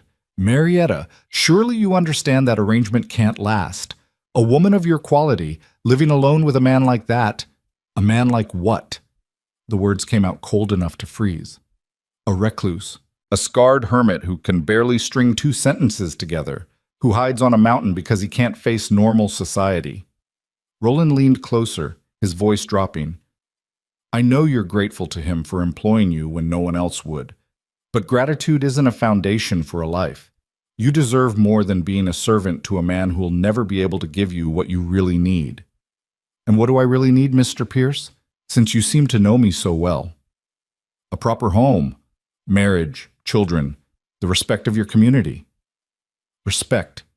She tasted the word like poison. From a community that judged This story me was before I'd posted spoken on a the word, channel West of that Betrayal. whispered about my Please height do not and my repost it desperation in any and my form. failure before I'd even had a chance to prove myself. Why would I value the respect of people so shallow? Because it matters. Because no matter how much you pretend otherwise, you can't build a real life on the fringes of society with a man who's chosen isolation over engagement. Chosen? Marietta's voice rose despite her attempt to control it. You think Orrin chose to be scarred? Chose to have people stare and whisper and make assumptions about his character based on accidents of violence? He built a life that allows him dignity, despite people like you deciding he's somehow less worthy because he doesn't look the way you think he should. Roland stepped back, clearly surprised by her vehemence. I didn't mean, yes, you did. Just like you meant it when you looked at me and decided I was too tall to marry. You traffic in surfaces, Mr. Pierce. You always have. And I thank God every day that you were honest enough to reject me before I wasted years tied to someone so fundamentally incapable of seeing what matters. She turned to leave, but his hand caught her elbow. Marietta, wait. Please. I'm making a mess of this, I know. But I'm trying to help, to offer you an escape from a situation that can't possibly satisfy you long term. She pulled her arm free, her heart pounding. You want to help? Then leave me alone. Let me build the life I've chosen without your interference, or your judgment, or your certainty that you know what's best for me. I don't need rescuing, Roland. I needed it once, desperately, and you refused. Now I've saved myself, and you don't get to take credit or offer alternatives. He'll never marry you, you know. Men like Wilder don't marry. They hide. The words were meant to wound, and they did, but Marietta kept her face calm. Marriage isn't the only measure of a life well lived. Now, if you'll excuse me, I have friends waiting. She walked away with her spine straight and her head high, leaving Roland Pierce standing alone in the corner. But her hand shook, and the evening's joy had soured into something complicated and painful. Sarah found her by the refreshment table, immediately reading her distress. What happened? Was that Pierce talking to you? He apologized. Then he propositioned me. Then he insulted Orrin. Marietta's voice came out flat. In that order. That bastard. Sarah's usual cheerfulness vanished into surprising steel. Do you want me to get Tom and his brothers? They'd be happy to escort Mr. Pierce outside for a conversation about proper behavior. Despite everything, Marietta laughed. No, but thank you for the offer. Are you all right? Was she? Marietta considered the question honestly. Roland's words had stung, particularly the ones about Orrin never marrying. Not because she'd been harboring secret hopes of marriage. She'd grown comfortable with her role and their careful distance. But because he'd voiced the truth she'd been avoiding. This arrangement, however satisfying, was temporary by nature. Eventually something would change. Someone would want more than the other could give, or circumstances would shift, or the careful balance they'd built would tip. And what would she do then? I'm tired, she finally said. I think I'd like to go home. It's only 9. Are you sure? I'm sure. Sarah walked her outside where the spring night had grown cool. A few people still lingered, talking and smoking, but Marietta moved past them to stand at the edge of the torchlight, looking up at the stars that seemed impossibly close in the mountain air. She didn't have to wait long. Within 15 minutes, she heard the familiar sound of Orrin's wagon. He pulled up beside her, his expression carefully neutral. Ready? Yes. She climbed up without explanation, and he didn't ask. They rode in silence through the night, the wagon creaking and the horses' hooves creating a steady rhythm. But this silence wasn't comfortable. It was heavy with unspoken things, weighted by the conversation she'd just had, and all the questions it raised. Finally, halfway home, Orrin spoke. You're upset. Roland Pierce spoke to me. His hands tightened on the reins. What did he say? He apologized for rejecting me. Then he asked to court me. Then, when I refused, he explained all the reasons why my life with you is inadequate and temporary. She looked at Orrin's profile in the moonlight. He said you'd never marry, that men like you choose hiding over living. Orrin was quiet for so long she thought he might not respond. Then, he's not entirely wrong. The words landed like stones in still water. Marietta felt something inside her crack. I see. No, you don't. He pulled the wagon to a stop, right there in the middle of the trail, and turned to face her. In the moonlight, his scars looked deeper, his expression more raw than she'd ever seen it. Pierce is right that I've chosen isolation, right that I've built walls between myself and the world. But he's wrong about why. Then tell me why. Because it's easier. The words burst from him with unexpected force. Because I got tired of watching people flinch when they looked at me. Tired of knowing that no matter how skilled I became, how successful, how intelligent or kind or worthy, the first thing anyone would ever see was this. He gestured sharply at his scarred face. This reminder of violence and damage and everything people want to pretend doesn't exist. So yes, I hide. I built a life where I could work and read and exist without constantly being reminded that I'm something people have to overcome their revulsion to approach. I know you don't. This story Somehow, was posted on the impossibly, channel west you look of at me Betrayal. and see past Please all do of not this to whatever's repost it underneath. in any form. Do you have any idea how rare that is? How precious? His voice dropped. You're the first person in 5 years who's treated me like a man rather than a monster or a project or an object of pity. The first person I've wanted to talk to share thoughts with, to have around, not because you're useful, but because you're you. Marietta's throat tightened. Oren, Pierce is right about something else too. This arrangement can't last forever. Not because it doesn't work, but because you deserve more than existing on the fringes with a scarred bootmaker. You deserve town socials and pretty dresses and the kind of life I can't give you. What if I don't want that life? You should want it. You're young, beautiful, intelligent. You could have... Don't! The word cracked like a whip. Don't tell me what I should want, Oren Wilder. I spent my entire life being told what I should want, and all it brought me was misery. For the first time in my life, I have exactly what I need. Work that challenges me, a home that fits, and... She stopped, suddenly aware of how close they sat on the wagon bench, how the moonlight caught in his storm cloud eye. And? He prompted, his voice rough. And you, she whispered. You, reading philosophy by lamplight, and leaving books on my desk and making extra coffee because you learned I need 3 cups. You, trusting me to stitch your hand and organize your business and exist in your space without requiring explanations or apologies. You're not hiding, Oren. You're living the only way you can, and there's more courage in that than Roland Pierce will ever understand. Marietta, I can't. He stopped, struggling visibly. I can't offer you what Pierce offered, what any normal man could offer. I'm not going into town for socials or church on Sundays. I'm not going to miraculously become comfortable with crowds and conversations. This mountain, this life, it's what I have. It's all I have. Then it's enough. Is it? The question held so much vulnerability she almost couldn't bear it. For how long? A year? 2? Eventually you'll want more, and I'll have nothing left to give. She reached out slowly, carefully, and placed her hand over his scarred one, where it rested on the reins. He flinched but didn't pull away. What if I don't want more? What if this, you and me and the work we do and the quiet we share, what if that's exactly right? Not perfect, not conventional, but true. Would that be enough for you? He stared at their joined hands for a long moment, his breath coming hard. When he finally looked up, his eye was bright with something that might have been tears. More than enough, he rasped. More than I ever thought I'd have. They sat like that in the moonlight, hands clasped, the horses stamping softly, and the mountains watching with their ancient patience. And Marietta understood with sudden clarity that she'd been moving toward this moment since the day she'd walked up this trail, toward this complicated, scarred, brilliant man who'd given her the one thing she'd needed most, the space to be exactly who she was. The silence between them now held everything words couldn't capture. Fear and hope and the tentative beginning of something neither of them had names for yet. Finally, Oren gently squeezed her hand and released it, taking up the reins again. We should get home, he said, before you freeze.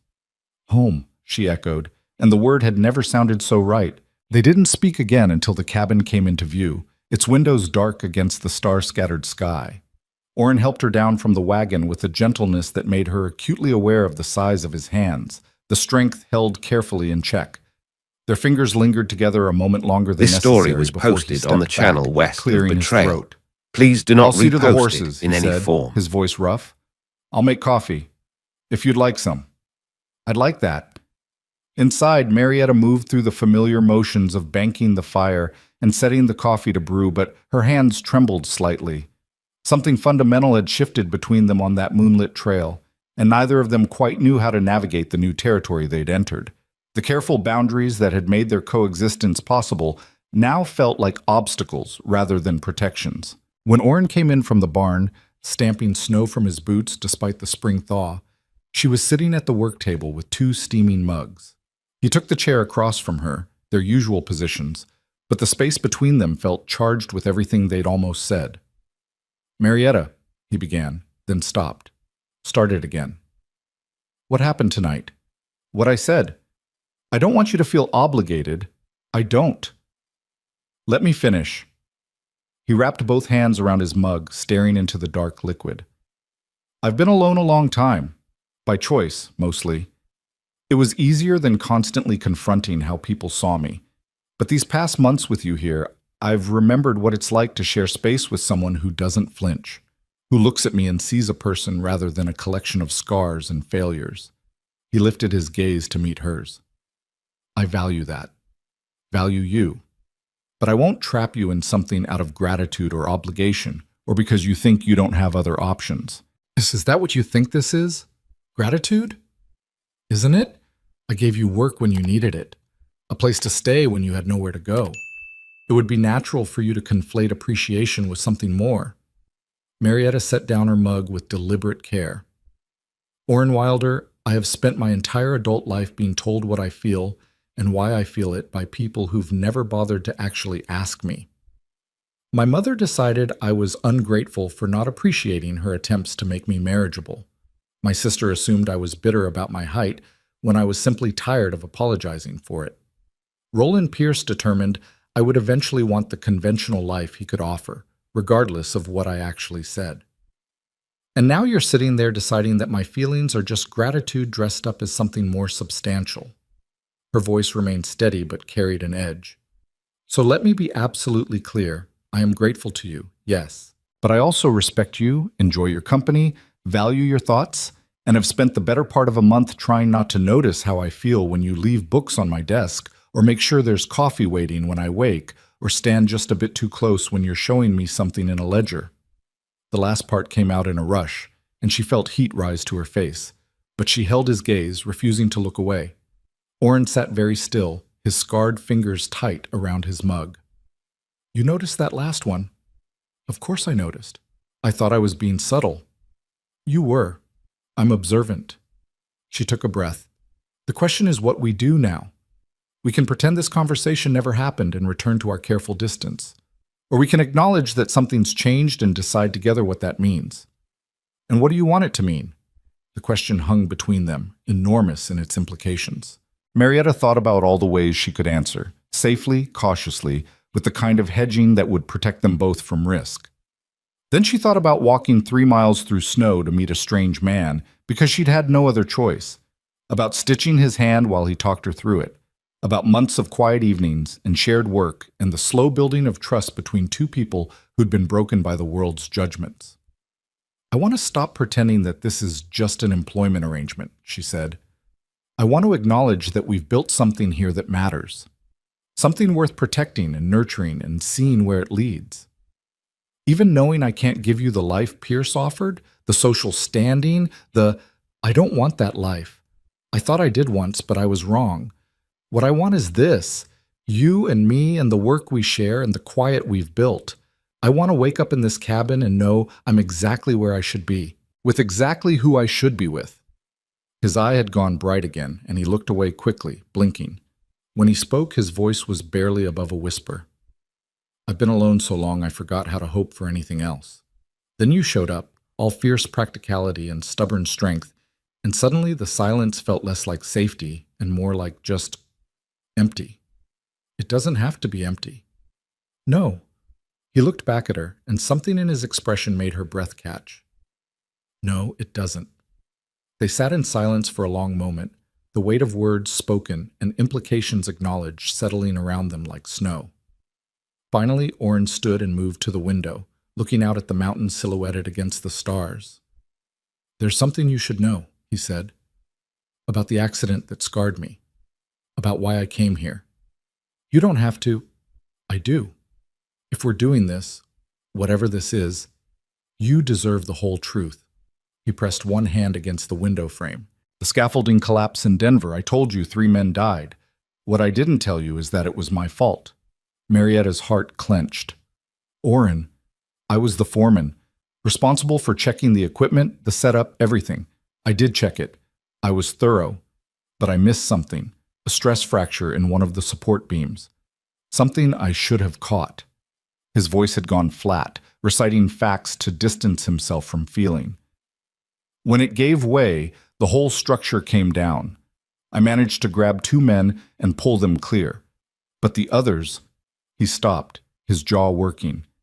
The others fell 4 stories onto stone. One died instantly.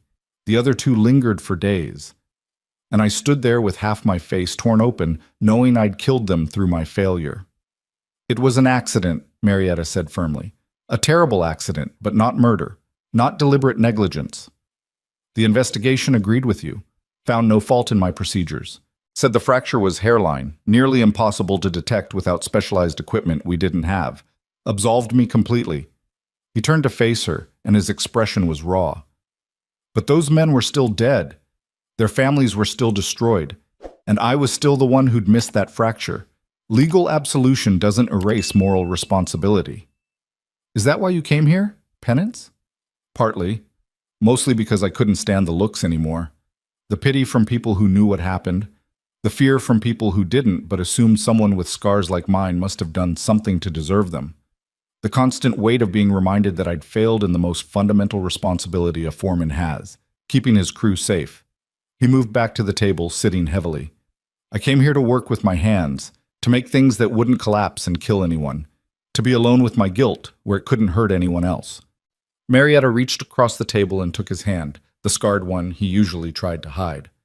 You've been punishing yourself for 5 years for something that wasn't your fault, hiding away as if you don't deserve human connection or happiness or any of the things that make life worth living. Maybe I don't. And maybe you're wrong. Her grip tightened. Maybe the fact that you care so deeply about those deaths, that you've carried that responsibility all these years, proves you're exactly the kind of man who deserves another chance. A man who builds beautiful, functional things with these hands, who creates work that people across the territory depend on, who took in a desperate stranger and gave her dignity and purpose without asking for anything in return. I've asked for plenty, your work, your time. You've paid fairly for my work. My time I've given freely because I wanted to, because sitting across this table from you feels right in a way nothing else in my life ever has. She drew a shaky breath. You're not the only one carrying guilt, Oren. I spent years making myself miserable trying to be what my family needed me to be. Shorter, quieter, more acceptable. I damaged myself trying to fit into spaces that were never meant for me. And when I finally took a chance on something different, on Roland Pierce and his pretty letters, I did it out of desperation rather than hope. I was running away from who I'd been rather than running toward who I could be. That's not the same, isn't it? We're both refugees from our pasts, both trying to build something new from the broken pieces of who we used to be. The difference is that together we've built something that actually works, something true. She met his gaze steadily. I'm not asking you to stop mourning those men or to pretend the past didn't happen. I'm asking you to consider that maybe, possibly, you've served enough time in isolation, that maybe it's okay to want something more. Oren sat very still, his scarred face working through emotions she couldn't quite name. Then, slowly, he turned his hand over so their palms pressed together, his massive fingers threading through hers. I'm not easy, he warned. I'm used to solitude. I won't suddenly become social or comfortable in crowds. The scars aren't going away, and neither is the weight I carry. I'm not asking you to change. I'm asking you to let me stay. To stop treating this as temporary and start treating it as real. And if people talk, if they assume things about us living here together, let them talk. Let them assume. The people who matter, Sarah, Mrs. Callahan, the customers who trust your work, they'll see the truth. Everyone else doesn't get a vote in how This we live. story was posted on the A sound channel escaped west him of that might have been a Betrayal. laugh or a Please sob. do not repost How did you it get in so any form. fierce? You gave me space to be. You didn't ask me to be smaller or quieter or more acceptable. You just let me work and exist and become whoever I was meant to be. That's a gift, Oren, one I'm not willing to give back. They sat holding hands across the table as the fire burned low and the night deepened around them. And something that had been wound tight in both of them for far too long, finally, tentatively, began to ease. The weeks that followed brought a subtle but profound shift to their daily life. The boundaries remained, separate rooms, careful propriety, but the quality of their interactions changed. They talked more, sharing thoughts they'd previously kept private. Oren showed her his workshop, explaining the intricacies of leather selection and boot construction with an enthusiasm he'd never revealed before. She read passages from books aloud while he worked, her voice filling the space with words that made him pause and smile. And sometimes, when they passed each other in the cabin's small spaces, their hands would brush and linger. Nothing dramatic, nothing improper. Just the simple acknowledgement that touch was allowed now, welcomed even, between two people who'd spent so long afraid to reach for anything. Then, in mid-May, everything changed again. Marietta was in town collecting mail when Martha Reeves at the general store handed her an envelope with an official seal. "Came for Orrin," she said, her eyes curious. "Looks important." The return address was from the Territorial Railroad Commission. Marietta thanked Martha and tucked it carefully into her bag with the rest of the correspondence, but unease prickled at her spine. Official communications rarely brought good news. Back at the cabin, she found Orrin in his workshop finishing a pair of logger's boots, the leather tooled with decorative stitching he only added when he was particularly pleased with a piece. He looked up as she entered, his expression softening in the way it had started to whenever he saw her. "Good trip?" "Mostly, but there's something here from the Railroad Commission. It's addressed to you." His face went carefully neutral. "Let me see it." They moved to the table and he opened the envelope with his work knife, pulling out several pages of dense text. Marietta watched his expression as he read, noting the way his jaw tightened and his scarred hand clenched against the paper. "What is it?" she finally asked. "A contract offer. The railroad's expanding its operation into the Northern Territories. They need boots, specialized ones for workers in extreme conditions. They want to commission me to produce 300 pairs over the next 18 months. He set down the papers. "It's more money than I'd make in 5 years of normal work." "That's wonderful, isn't it?" "They want me to relocate, set up shop in Helena where I'd be closer to their operations, easier to coordinate with their purchasing agents. They're offering to pay for the move, help establish a proper storefront, everything."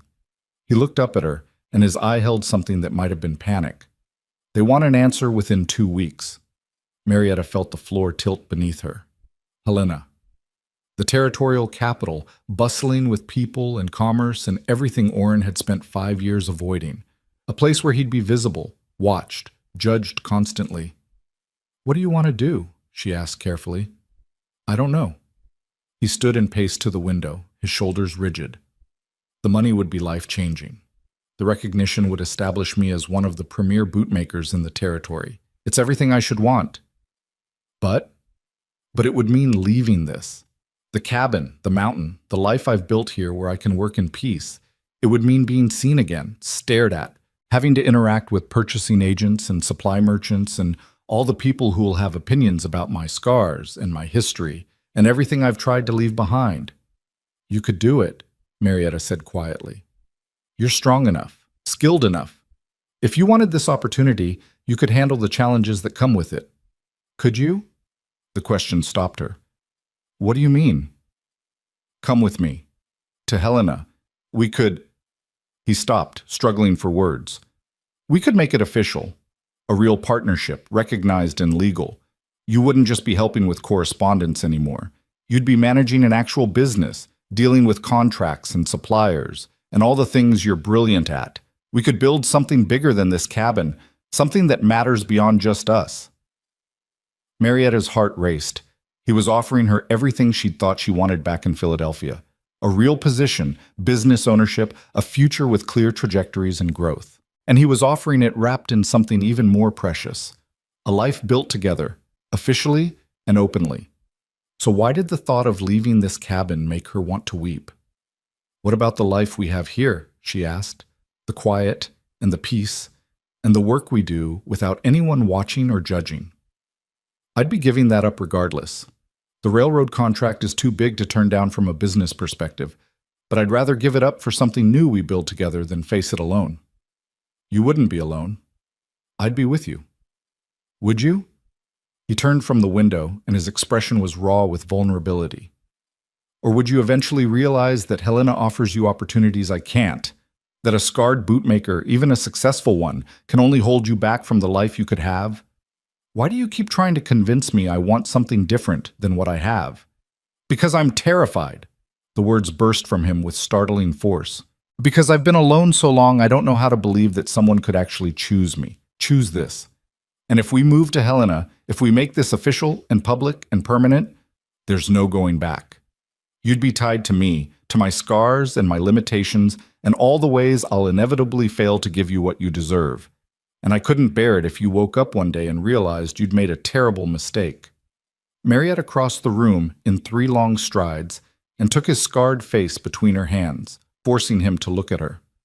Listen to me very carefully, Orrin Wilder. I am 26 years old.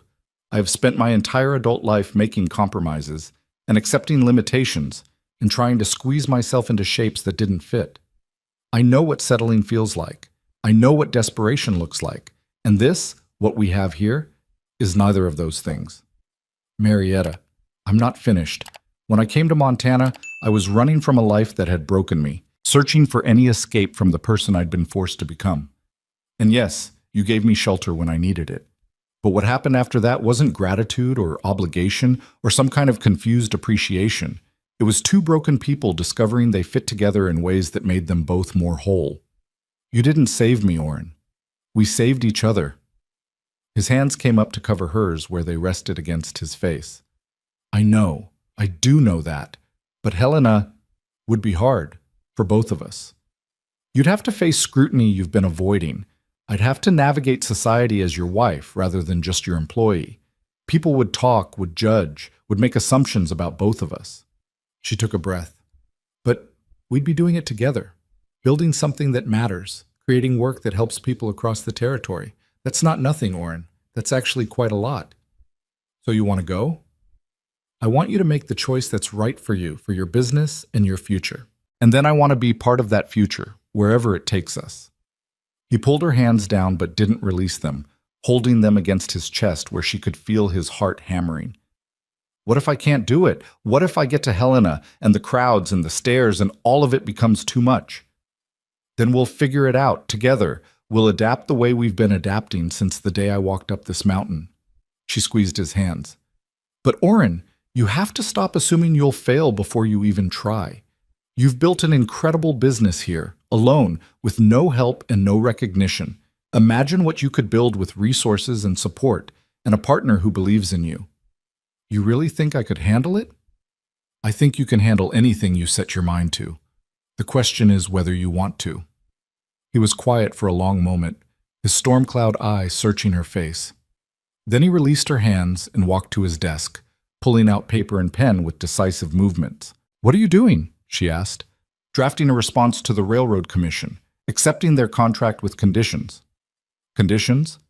That I maintain my workshop here as a secondary operation, that I'm not required to maintain a storefront presence if correspondence and scheduled meetings suffice, that I have full autonomy over my production process and timeline. He began writing in his elegant script. If they want my work badly enough, they'll accommodate a few reasonable requests, and if they don't, then the decision's made for us. Marietta moved to stand beside him, reading over his shoulder as he wrote. The terms he proposed were fair but firm, establishing boundaries that would allow him to do the work without sacrificing every bit of the peace he'd cultivated. You're protecting yourself, she said softly. I'm protecting us, this life we've built. I'll expand it, grow it, take it into new territory, but I won't abandon it completely, not when it's the first thing that's felt right since Denver. The commission might refuse. Then at least I tried on my own terms.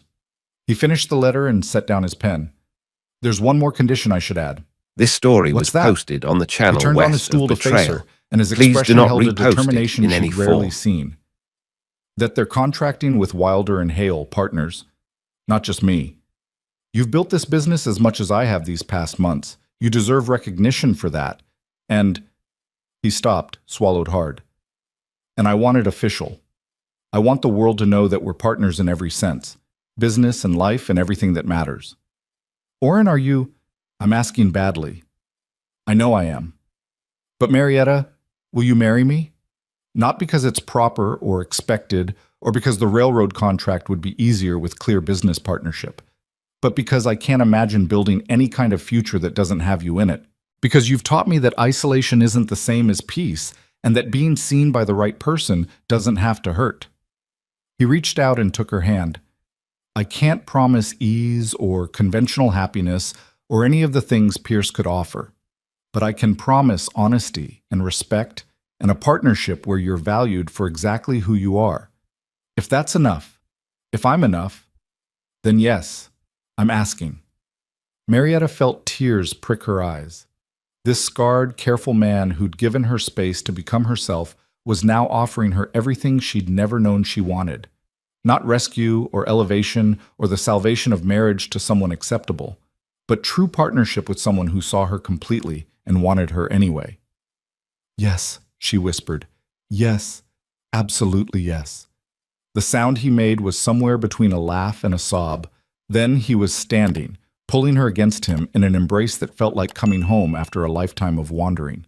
She wrapped her arms around him and felt the solid reality of him, the size and strength and steady heartbeat that had become the center of her world. They stood like that for a long time, holding each other in the cabin that had sheltered them both, while outside the spring evening painted the mountains gold and the future spread before them like unexplored country, full of challenge and promise, and the possibility of joy they'd both stopped believing was meant for people like them.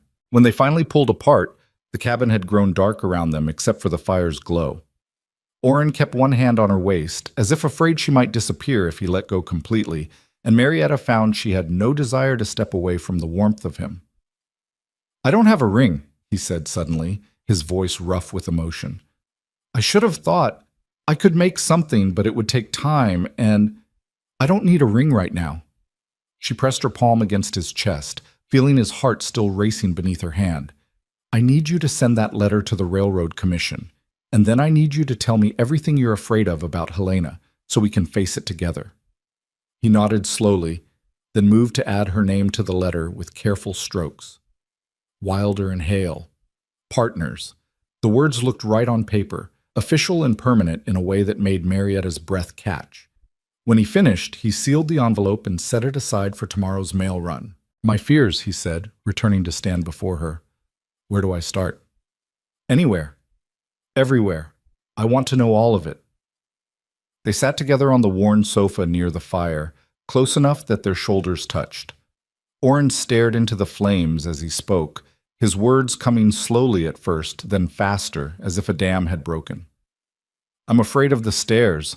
I know that sounds weak, but after 5 years of mostly avoiding them, the thought of walking down crowded streets where everyone will look and whisper and make assumptions, it makes my skin crawl. I'm afraid I'll freeze up in meetings with the railroad officials, that my tongue will tie itself in knots the way it used to when I first came here, and people would try to talk to me. I'm afraid the work itself will consume me, that I'll get lost trying to meet their demands and lose sight of why I started making boots in the first place." He paused, his jaw working. "And I'm afraid that you'll see me struggle with all of this and realize you've tied yourself to someone who can't handle the simplest things that normal men take for granted." "Normal is overrated," Marietta said quietly. "And you're not weak for acknowledging your fears. You're honest. That's different. What about you? What are you afraid of?" She considered the question carefully. "I'm afraid of becoming invisible again. In Philadelphia, I was always too much, too tall, too opinionated, too inconvenient. But here, with you, I finally felt seen, valued. If we go to Helena and you're consumed by the work, if I become just the wife who manages correspondence while you do the real building, I'm afraid I'll lose the person I've become these past months. That won't happen. You can't promise that. Neither of us can predict how this will change us." She turned to face him fully. "But what we can promise is to keep talking, to tell each other when things get hard, to fight for this partnership even when it would be easier to fall back into old patterns. I can promise that." He reached for her hand, threading their fingers together. "I can also promise that in any letters or documents or public acknowledgement, your name comes second only because alphabetically W comes after H, not because your contribution matters less." Despite the seriousness of the conversation, she smiled. "I noticed you put me first in the letter. Wilder and Hale, not Hale and Wilder. Better flow, more professional." But his eye held a warmth that suggested other reasons. "Besides, I want anyone who deals with our business to understand from the start that you're not just some secretary I married, you're my partner in every sense. That's going to cause talk. Let it. We've already established that we don't care what small minds think. They sat in comfortable silence for a while, hands clasped, watching the fire burn down to embers. Finally, Marietta spoke again. When should we marry? Before the move or after? Before. The answer came without hesitation. I want us to face Helena as a united front, as partners legally bound, not just practically. And he stopped, a hint of color rising in his scarred cheek. And I want you to be my wife before anything else changes, before the railroad contract and the move and all the chaos that's coming. I want this one thing to be ours, done on our terms, before we step into whatever comes next. How soon? As soon as you're willing. Tomorrow, if the Reverend would agree to it. She laughed, the sound bright in the dim cabin. Tomorrow seems rushed, but soon, within the month. Something simple and private, just us and whoever we need for witnesses. Sarah and Mrs. Callahan? They'd be honored. And you? Who would you want to stand with you? He was quiet for a moment, and something sad flickered across his face. I have no one. The crew from Denver, those who survived, I haven't spoken to in 5 years. My family's back east and we parted on poor terms when I left. There's no one I'd feel right asking. Then we'll ask Tom Chen from the restaurant. I've seen you speak with him during supply runs. He seems kind. He is, and he doesn't stare. Orrin's voice held gratitude. That would be good, if he'd agree to it. Then it's settled. A month from now, give or take. Time enough to hear back from the Railroad Commission and make initial plans, but not so long that we're waiting for some perfect moment that may never come. Nothing about this is perfect, Orrin said, but his tone was gentle. Scarred bootmaker marries mail-order bride rejected for being too tall. We're a pair of cast-offs making something from scraps. The best things are made from scraps. You taught me that when you showed me how you use every piece of leather, finding purpose for parts other craftsmen would throw away. He pulled her closer, tucking her against his side with an ease that suggested he'd been wanting to do this for months. How did I get so lucky? Luck had nothing to do with it. You wrote a letter offering honest work for fair pay. I showed up willing to take a chance. Everything else we built ourselves. They stayed like that until the fire died completely and the cabin grew cold, neither wanting to break the spell of this evening when everything had finally been spoken aloud. When they finally rose to bank the stove and retreat to their separate rooms, propriety maintained for a few more weeks, Orrin caught her hand one last time. Marietta? Thank you. For saying yes. For choosing this. For being brave enough to build something new with a broken man in the middle of nowhere. You're not broken. You're scarred. There's a difference. She squeezed his hand. And Montana isn't nowhere. It's home. The response from the Railroad Commission arrived exactly 1 week later, carried by a special courier who'd been paid extra to make the journey to their remote cabin. Marietta signed for the thick envelope with hands that trembled slightly, then carried it to the workshop where Orrin was finishing a pair of dress boots that had been commissioned by a banker in Butte. It's here, she said simply. He set down his tools and wiped his hands on his leather apron, his face carefully neutral. Well, let's see what they say. They read it together at his workbench, Marietta holding one side of the pages while Orrin held the other. The commission's response was detailed and professional, written in the formal language of business contracts. They agreed to most of Orrin's terms with minor modifications. He could maintain his mountain workshop as a secondary operation, This story was provided he posted spent on the at least channel 4 days west per of the week in trail. Helena during Please the do not production period. repost it He in would any not be form. required to maintain a public storefront, but he would need to meet with their representatives monthly to review progress. And most importantly, they explicitly acknowledged the partnership with Marietta Hale, offering her a separate contract as business manager, with compensation that made her gasp. That's more than most men make in Helena, she breathed. They're actually valuing my work. Of course they are. They're not fools. Orrin reached the end of the document and pointed to the signature line. They want our response within 10 days, with signatures from both partners. Do we need a lawyer to review this? Probably wise. I'll take it to Thomas Morrison in town. He handles business contracts and doesn't ask too many questions. When would they want us to start?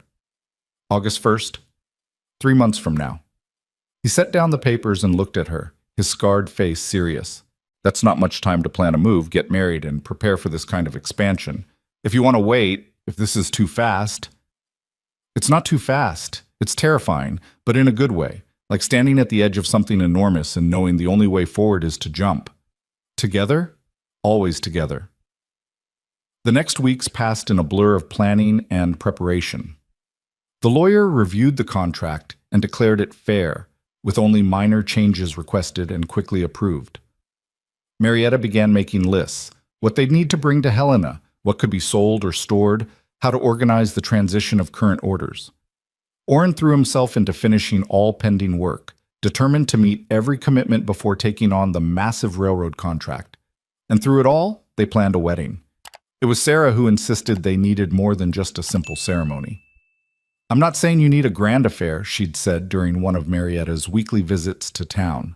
"But you deserve something beautiful, something memorable. Let us give you that."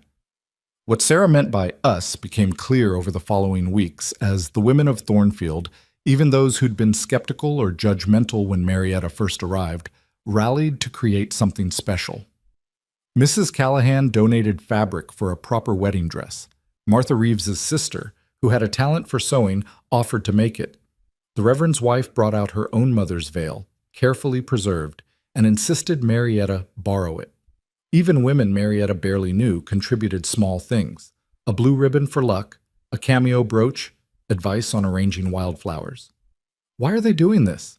Marietta asked Sarah as they stood in Mrs. Callahan's parlor for another fitting. "Half these women barely spoke to me last winter." "Because you've proved yourself," Sarah said simply. "You came here desperate and left alone, and you didn't give up. You built something from nothing. And now you're marrying a good man despite what anyone thinks. And you're about to embark on a real business partnership that's frankly more progressive than anything we've seen in this territory. You're giving people hope, Marietta, showing them that unconventional lives can work. I never meant to be an inspiration. The best ones never do." Orrin, meanwhile, was dealing with his own preparations. Tom Chen had agreed immediately to stand as witness and had surprised them both by offering to host a small gathering at his restaurant after the ceremony. "You've been a good customer and fair in your dealings," he'd said in his quiet way. "Let me give you this gift." More surprising was what Orrin was building in his workshop during the evenings. Marietta knew better than to intrude uninvited, but she caught glimpses when he emerged: wood shavings on his clothes, the smell of linseed oil, the concentrated expression he wore when working on something that demanded his full attention. 2 weeks before the wedding, he finally showed her. "I know I said I didn't have a ring," he said, leading her into the workshop with uncharacteristic nervousness. "And I still don't, not a traditional one. But I made you something else." On his workbench sat a wooden box, beautifully crafted from what looked like cherry wood, its surface smooth and glowing in the lamplight. He opened it to reveal a pair of boots unlike anything she'd ever seen. They were made for a woman her size, tall boots that would reach her mid-calf, designed for both function and beauty. The leather was soft and supple, dyed a deep brown that seemed to shift in the light.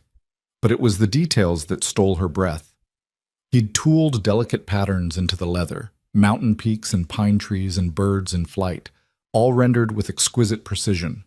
The laces were made from leather he'd braided himself, and the soles were thick enough for mountain trails but shaped to flatter rather than just endure.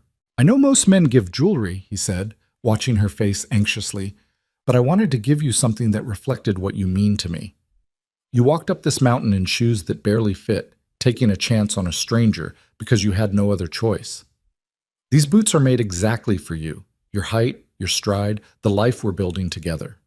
They'll carry you through whatever comes next." Marietta couldn't speak past the lump in her throat. She reached out to touch the leather, feeling the hours of work embedded in every stitch, every carefully tooled detail. This wasn't just a wedding gift. This was Orrin's heart rendered in his native language, leather and tools, and the quiet devotion of hands that knew how to build things that lasted. "They're perfect," she finally managed. "They're the most beautiful thing anyone's ever made for me." "Try them on." I used your measurements from that pair of work boots I repaired, but I want to make sure they fit properly. She sat on his workshop stool and let him kneel before her, helping her into the boots with a gentleness that made her chest ache. They fit perfectly, supporting without pinching, allowing movement while holding firm. When she stood and took a few steps, she felt the difference immediately. These weren't just boots, they were freedom rendered in leather. "How do they feel?" he asked.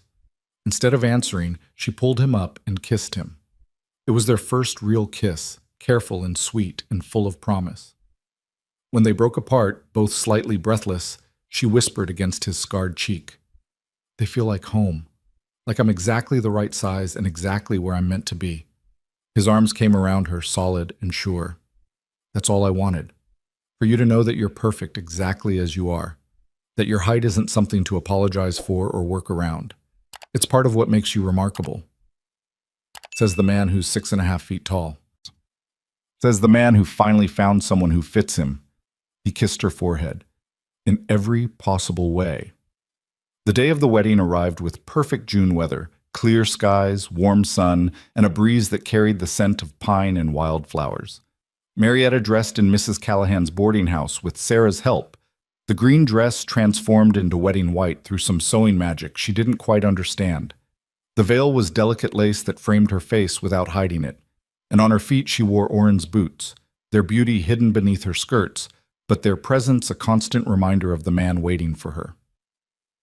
"You look like you're about to conquer the world," Sarah said, adjusting the veil one final time. "I feel like I already have." The ceremony was held in a meadow 3 miles north of town, not far from the cabin that had become her home. Reverend Patterson kept it simple and sincere, speaking about partnership and courage and the building of new lives in untamed country. Tom Chen stood beside Oren, his weathered face kind. Sarah and Mrs. Callahan flanked Marietta, both dabbing at tears. And Oren stood tall in a suit he'd clearly borrowed, his scars visible in the bright sunlight, his good eye fixed on Marietta as if she were the only thing in the world worth seeing. When it came time for vows, the Reverend invited them to speak if they wished. Marietta hadn't planned to say anything beyond the traditional words, but standing there with Oren's scarred hands holding hers, she found words rising anyway. "I came to Montana expecting one kind of life and found something entirely different. Something better. You gave me work when I needed it, but more than that, you gave me space to become who I was always meant to be. You never asked me to be smaller or quieter or more convenient. You just let me be. And now I'm promising to do the same for you. To see you, not your scars, and to build a life where we're both exactly who we are. Partners in every sense. Today and always." Oren's eye had grown bright, but his voice stayed steady as he spoke his own vows. "I spent 5 years hiding from the world, convinced that isolation was the only peace I'd ever know. Then you walked up my mountain with nothing but stubbornness and courage, and suddenly isolation felt like cowardice. You taught me that being seen doesn't have to hurt when the right person is doing the looking. I promise to see you always, your strength, your intelligence, your fierce heart. I promise to stand beside you as we build something new, and I promise that no matter where this life takes us, you'll always have a home with me." The Reverend pronounced them married, and Oren kissed her with a tenderness that belied his size and his scars. When they broke apart, the small gathering applauded, and Marietta heard Sarah crying openly. The celebration at Tom Chen's restaurant was intimate. Just their witnesses and a few friends who'd become dear over the months. The food was excellent, the conversation warm, and when Tom raised a glass to toast the newlyweds, his words were simple but heartfelt. "To two people brave enough to build something new in an old world, may your partnership be strong and your business prosper. And may you never let anyone tell you that unconventional This story means was wrong," posted on the channel Mrs. west Callahan of added, Betrayal. her stern Please face do not softening into repost it something in any almost tender. form. "You've earned your happiness, both of you." As the afternoon wore into evening, Marietta and Oren slipped away from the celebration to walk back toward their cabin. They moved slowly, hands clasped, savoring the last hours before their life changed irrevocably. When they reached the clearing, Oren stopped and turned to face her. "There's something I need to tell you," he said. "Something that's been weighing on me." "What is it?" "My mother. Before she died, she used to say that the measure of a life well lived wasn't success or wealth or fame. It was whether you'd loved and been loved in return, whether you'd built something that mattered, and whether you'd had the courage to be fully yourself in a world that constantly demanded conformity. He touched her face gently, his scarred fingers warm against her skin. I think she would have loved you, would have recognized a kindred spirit, and I wish more than anything that she could be here to see this, to see that her son, despite everything that happened, found his way to exactly where he was meant to be. She sees, Marietta said softly. I believe that. And I think she'd be proud of the man you've become, scars, solitude, and all. Because you didn't let the world's judgment destroy you. You just found a different way to live. We found a different way, he corrected. Together. That night, in the cabin that had sheltered them both, they began their marriage with the same careful honesty that had defined their partnership from the start. And sometime before dawn, wrapped in each other and the quilts Oren's mother had made decades ago, Marietta understood with perfect clarity that she'd found something rarer than happiness. She'd found home. Not in a place, but in a person who saw her completely and loved her anyway. The move to Helena came exactly 12 weeks after their wedding, and it was every bit as chaotic as they'd feared. Finding appropriate workspace proved challenging until Tom Chen, who had business connections in the capital, helped them locate a building that had been a tannery before its owner retired. It needed work, but the bones were good, and the location was private enough that Oren wouldn't feel constantly on display. The first months were brutal. The railroad contract demanded precision and speed in equal measure, and Oren worked himself nearly to exhaustion trying to meet quotas while maintaining his standards. Marietta managed the business side, corresponding with suppliers, scheduling deliveries, keeping the books, and running interference with railroad officials who sometimes tried to renegotiate terms. And yes, people stared, whispered, made assumptions about the tall woman and the scarred man who'd arrived from nowhere with a major contract and unconventional partnership. But they'd faced judgment before and survived it. They would survive this too. What surprised them both was how many people didn't judge. The railroad's lead purchasing agent, a woman named Catherine Ward, proved to be both professional and kind. Several local merchants, grateful for their business, went out of their way to make them feel welcome. And gradually, through the quality of their work and the integrity of their dealings, Wilder and Hale built a reputation that had nothing to do with appearances and everything to do with excellence. 6 months into the contract, Oren received an unexpected letter. It was from Jacob Miller, one of the men who'd survived the Denver scaffolding collapse. The letter was brief but powerful. He'd heard through the construction network that Oren was alive and working in Montana. He wanted Oren to know that he'd never blamed him for the accident, that the guilt Oren carried wasn't his to bear, and most importantly, that the 3 men who'd died would have wanted Oren to live fully, not spend his life in penance for something that wasn't his fault.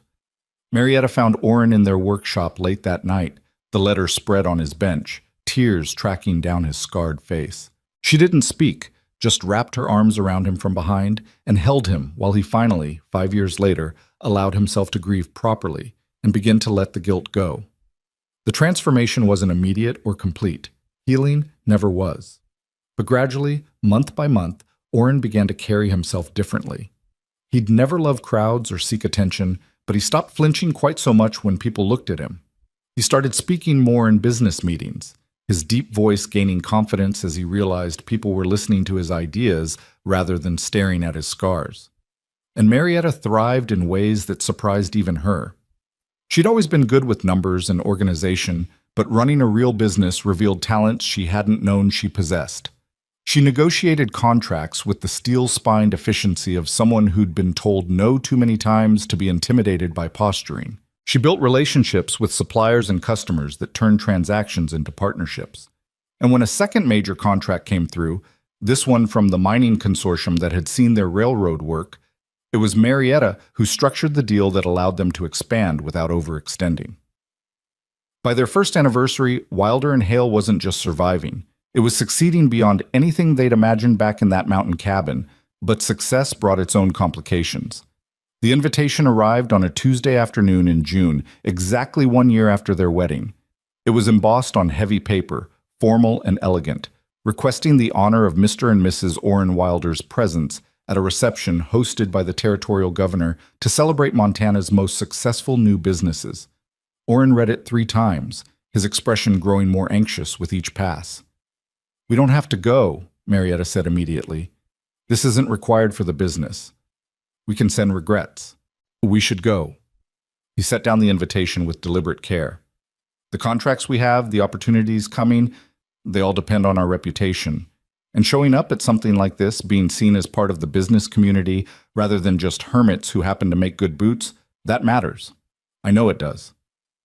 But the thought of walking into a room full of Helena's finest, being stared at and judged, and making small talk with people who will see my scars before they hear my words. Marietta, I don't know if I can do it." She moved to stand before him, taking his scarred hands in hers. "Then let's practice. Right here, right now. I'll be the judgmental society woman who's never met anyone like you. You be yourself. We'll run through the conversations you're afraid of until they don't feel so frightening." That's ridiculous. Probably, but we're doing it anyway. So they practiced. Marietta played various roles, the curious socialite, the blunt businessman, the pitying matron, while Orrin learned to respond with his own truth, over and over, until the words felt less like traps and more like simple exchanges, until he could meet imaginary stares with calm acknowledgement rather than defensive withdrawal. The night of the reception, they dressed in their finest. Orrin wore a suit they'd had tailored to fit his frame properly, and Marietta wore a new dress in deep blue that Sarah had sent from Thornfield with a note reading, "Knock them dead." "Ready?"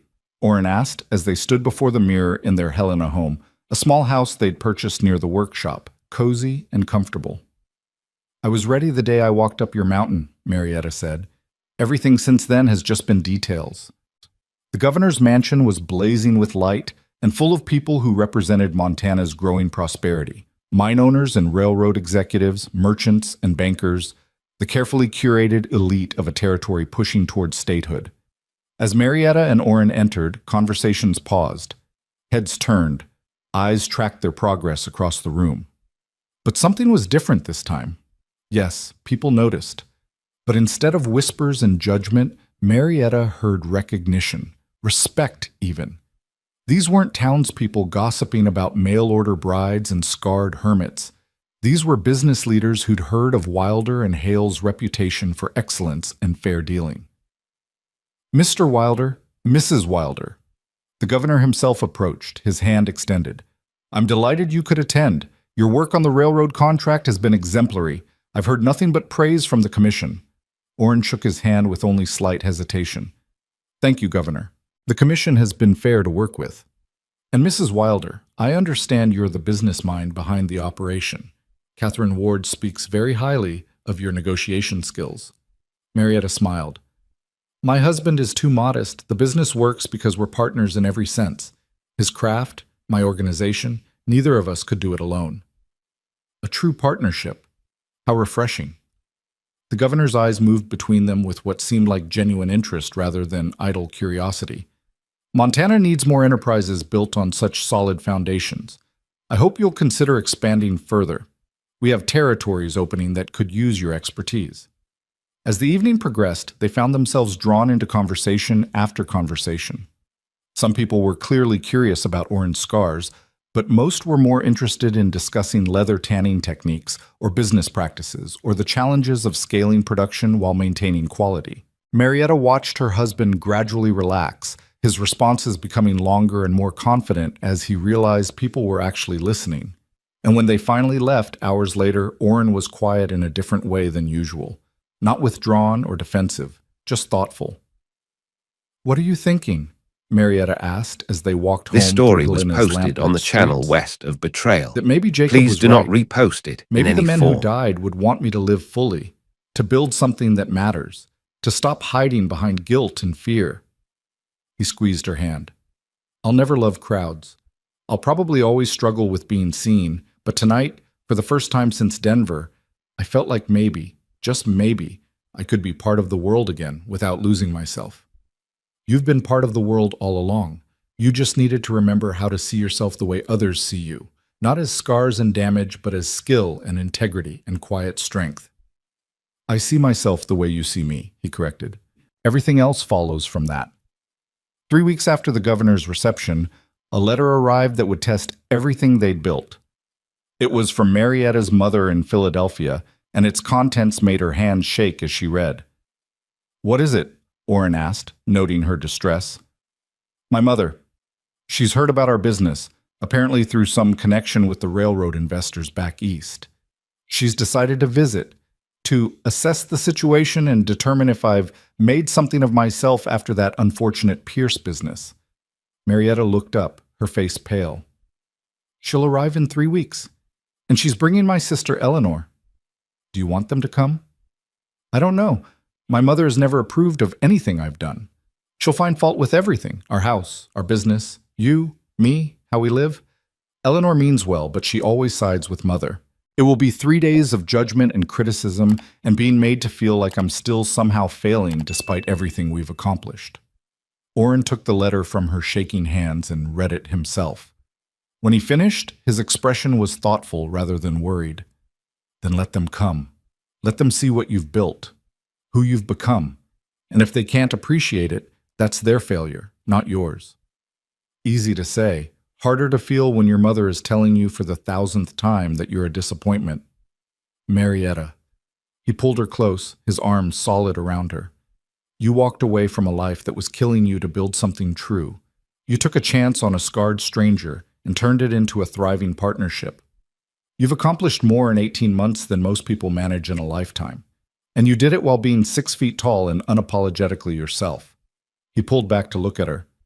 "Your mother's opinion doesn't define your worth. It never did.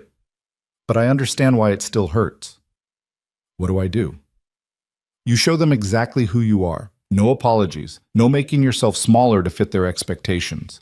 You introduce me as your husband and business partner. You show them our workshop and our books and the life we've built. And then you let them make their own choices about whether to be part of your future." The 3 weeks passed far too quickly. Marietta threw herself into work, trying not to think about her mother's impending arrival. But the anxiety built anyway, manifesting in short temper and restless nights. Orrin bore it with patient understanding, giving her space when she needed it and quiet support when she didn't. Finally, the day arrived. Marietta and Orrin met the train together, standing on the platform as passengers disembarked. When her mother appeared, tall in severe and expensive traveling clothes, Marietta felt herself instinctively straightening her spine, trying to meet impossible standards. Then she felt Orrin's hand on her back, steady and sure, and remembered who she'd become. "Mother, Eleanor." She stepped forward, not bowing or shrinking. "Welcome to Montana." Her mother's gaze swept over her in that familiar assessing way, taking in her simple dress, her confident posture, the man standing protectively beside her. Marietta watched judgment form in those cold eyes and felt the old hurt rising. Then Orrin stepped forward, and something changed. "Mrs. Hale. Miss Hale. I'm Orrin Wilder, Marietta's husband and business partner. Welcome to Helena. We've prepared the guest room at our home, and we're looking forward to showing you what we've built here." His voice was steady, his bearing calm despite the stares his scars inevitably attracted. And something in his absolute certainty, his complete lack of apology for who and what he was, seemed to catch Marietta's mother off guard. "Mr. Wilder." She extended her hand with visible reluctance, but he shook it firmly. "I must say, Marietta's letters didn't fully prepare me for my appearance?" He finished the sentence without flinching. "No, I imagine they didn't. I was in a construction accident years ago. Left me scarred but not broken.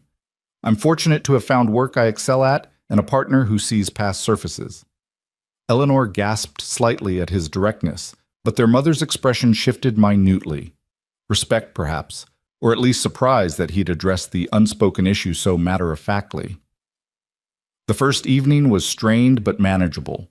Their mother made pointed comments about the size of their house and the roughness of Montana society. Eleanor asked tentative questions about the business, clearly trying to understand how her tall, awkward sister had ended up running a successful enterprise. And through it all, Orrin maintained his calm presence, neither defensive nor apologetic, simply existing as himself.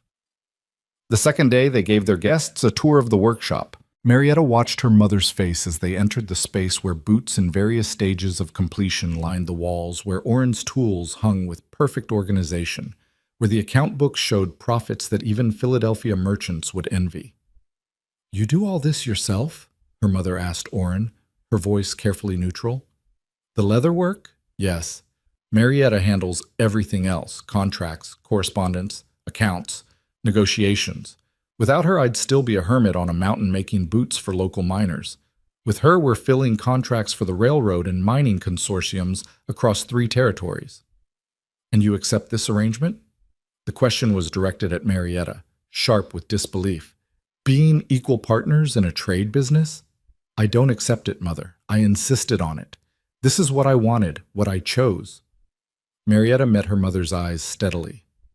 "Not the life you wanted for me. Not the life I thought I wanted back in Philadelphia, but the life that makes me wake up grateful every morning to be exactly who I am." "And who are you?" her mother challenged. "A bootmaker's wife living on the edge of civilization?" "I'm a businesswoman, a partner in an enterprise that makes products people across this territory depend on. A woman who found the courage to build something from nothing and the luck to find someone who valued her for her mind and her strength rather than despite them." She reached for Oren's hand, feeling his fingers close around hers.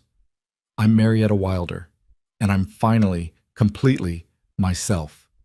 The silence stretched long enough to become uncomfortable. Then, surprisingly, it was Eleanor who spoke. "Good for you, Marietta. Truly.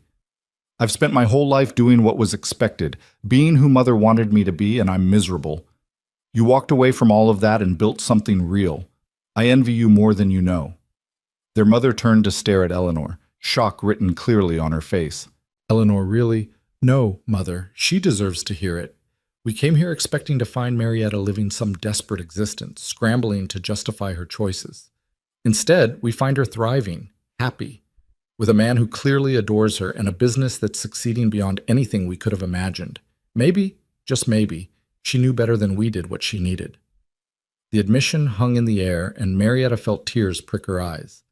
She'd spent her entire life waiting for someone in her family to see her, really see her, and here was Eleanor finally doing exactly that. Their mother said nothing for a long moment, her severe face working through emotions Marietta couldn't quite identify. Finally, she spoke, her voice softer than Marietta had ever heard it. "You're right, both of you." She looked at Marietta, and something in her expression had cracked open. "I spent your childhood trying to make you into something you weren't because I thought that was protecting you, saving you from the cruelty of a world that judges women for things they can't control. But all I did was make you feel like you had to apologize for existing." Her hands twisted together. "I thought when Roland Pierce rejected you, it confirmed everything I'd feared, that your height would be an insurmountable obstacle. Instead, you proved that the obstacle wasn't your height. It was me. My narrow vision of what made a life worth living." Marietta couldn't speak, couldn't process this version of her mother, vulnerable, honest, admitting fault. "I don't expect forgiveness," her mother continued. "I don't even know that I deserve it. But I want you to know that seeing you here, seeing what you've built and who you've become, I'm proud of you, Marietta. Perhaps for the first time in my life, I'm truly proud of my daughter." The words broke something in Marietta that had been frozen since childhood. She crossed the workshop and embraced her mother, feeling the older woman stiffen in surprise before slowly, hesitantly, returning the embrace. "Thank you," Marietta whispered. "That's all I ever wanted to hear." They spent the rest of the visit in a different atmosphere, not perfectly comfortable, but honest in ways they'd never managed before. Her mother asked real questions about the business and listened to the answers. Eleanor spent hours with Marietta, talking about dreams and disappointments, and the courage This it took story to was choose an posted on the unconventional channel path. west of And Betrayal. when they left, Please her do not mother hugged both repost it her in and any Oren, form. whispering to Marietta that she'd been wrong about so many things. "What will you do?" Marietta asked Eleanor as they stood on the platform waiting for the eastbound train. "I don't know yet, but watching you these past days, seeing how you simply decided who you were going to be and then did it, it's given me ideas. Maybe I don't have to spend the rest of my life being what Philadelphia expects either." "You're always welcome here," Marietta said. "If you need a place to figure things out, we have space. And Montana could use more women who aren't afraid to build something new. Eleanor's eyes filled with tears. I'll remember that. Thank you. After they left, Marietta and Orrin walked slowly back to their home through Helena's summer streets. She felt lighter somehow, as if a weight she'd been carrying so long she'd stopped noticing it had finally been lifted. Your mother apologized, Orrin said, his voice wondering. I didn't think that was possible. Neither did I, but seeing us, seeing that we're actually happy and successful and thriving, I think it forced her to confront her own assumptions, not just about me, but about what makes a life worth living. Do you think she meant it? I think she's trying. That's more than I ever expected. It's enough. They reached their house as the sun was setting, painting the mountains golden rose. Orrin pulled her close on their front porch, and she leaned into his solid warmth. Thank you, she said quietly. For what? For being exactly who you are. For not apologizing or shrinking or trying to make my mother comfortable by being less than yourself. Seeing you stand there, completely unapologetic about your scars and your life and your choices, it reminded me that I don't have to apologize either. We're a match set that way. Two people the world tried to convince were somehow wrong, making a life that's thoroughly right. Summer turned to fall, and fall to winter. Wilder and Hale continued to grow, adding 2 craftsmen to help with the increased demand and expanding into a second building. They made regular trips back to the mountain cabin, where they'd spend a few days in the quiet that had first brought them together. And gradually the life they'd built became not just sustainable, but joyful.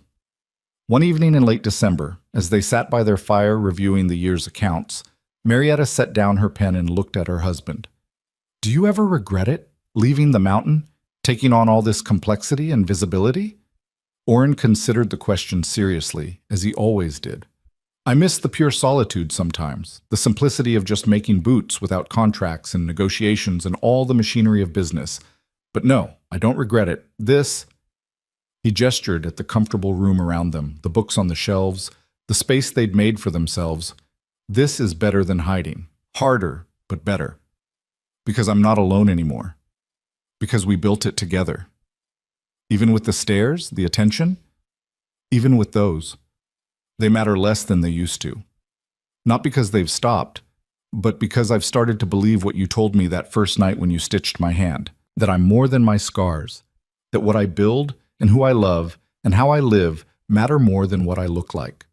Marietta felt her throat tighten. You've changed since I met you, become more yourself somehow. So have you. When you first walked up my mountain, you were running from everything that had broken you. Now you're running toward things, opportunities, challenges. The life you actually want rather than the one you think you're supposed to have.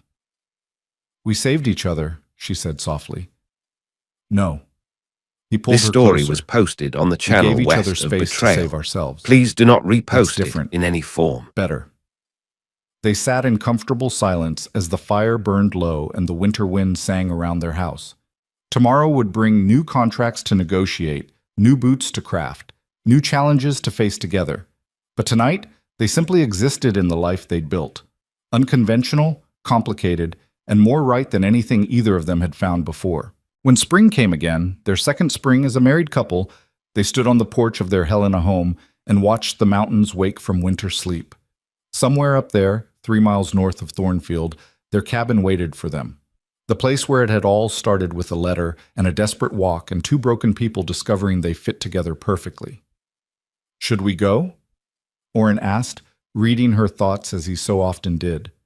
Not yet. Soon, maybe. But I'm happy right here. So am I. He wrapped an arm around her shoulders, and she leaned into him, marveling as she always did at how perfectly she fit against his side. Marietta. Yes? Thank you for walking up my mountain, for taking that chance, for being brave enough to build something new with a scarred bootmaker who'd forgotten how to hope. Thank you for leaving that note at Mrs. Callahan's, for seeing past the surface to whoever I could become, for teaching me that home isn't a place or a person. It's the life we build when we're finally brave enough to be exactly who we are. He kissed the top of her head, his lips warm against her hair. Home, he echoed.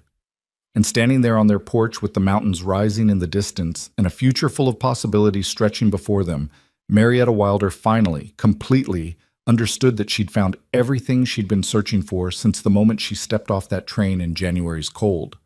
Not rescue or elevation or the salvation of someone else's approval, but true partnership with someone who saw her completely, valued her absolutely, and loved her exactly as she was. The mail-order bride rejected for being too tall had built a life beyond anything she'd imagined. And the silent mountain man who'd given up on human connection had learned that being seen didn't have to hurt when the right person was doing the looking. Together, they'd created something rare and precious and thoroughly their own. A love built on respect and work and the quiet courage of two people who'd refused to let the world's judgment define their worth. Home.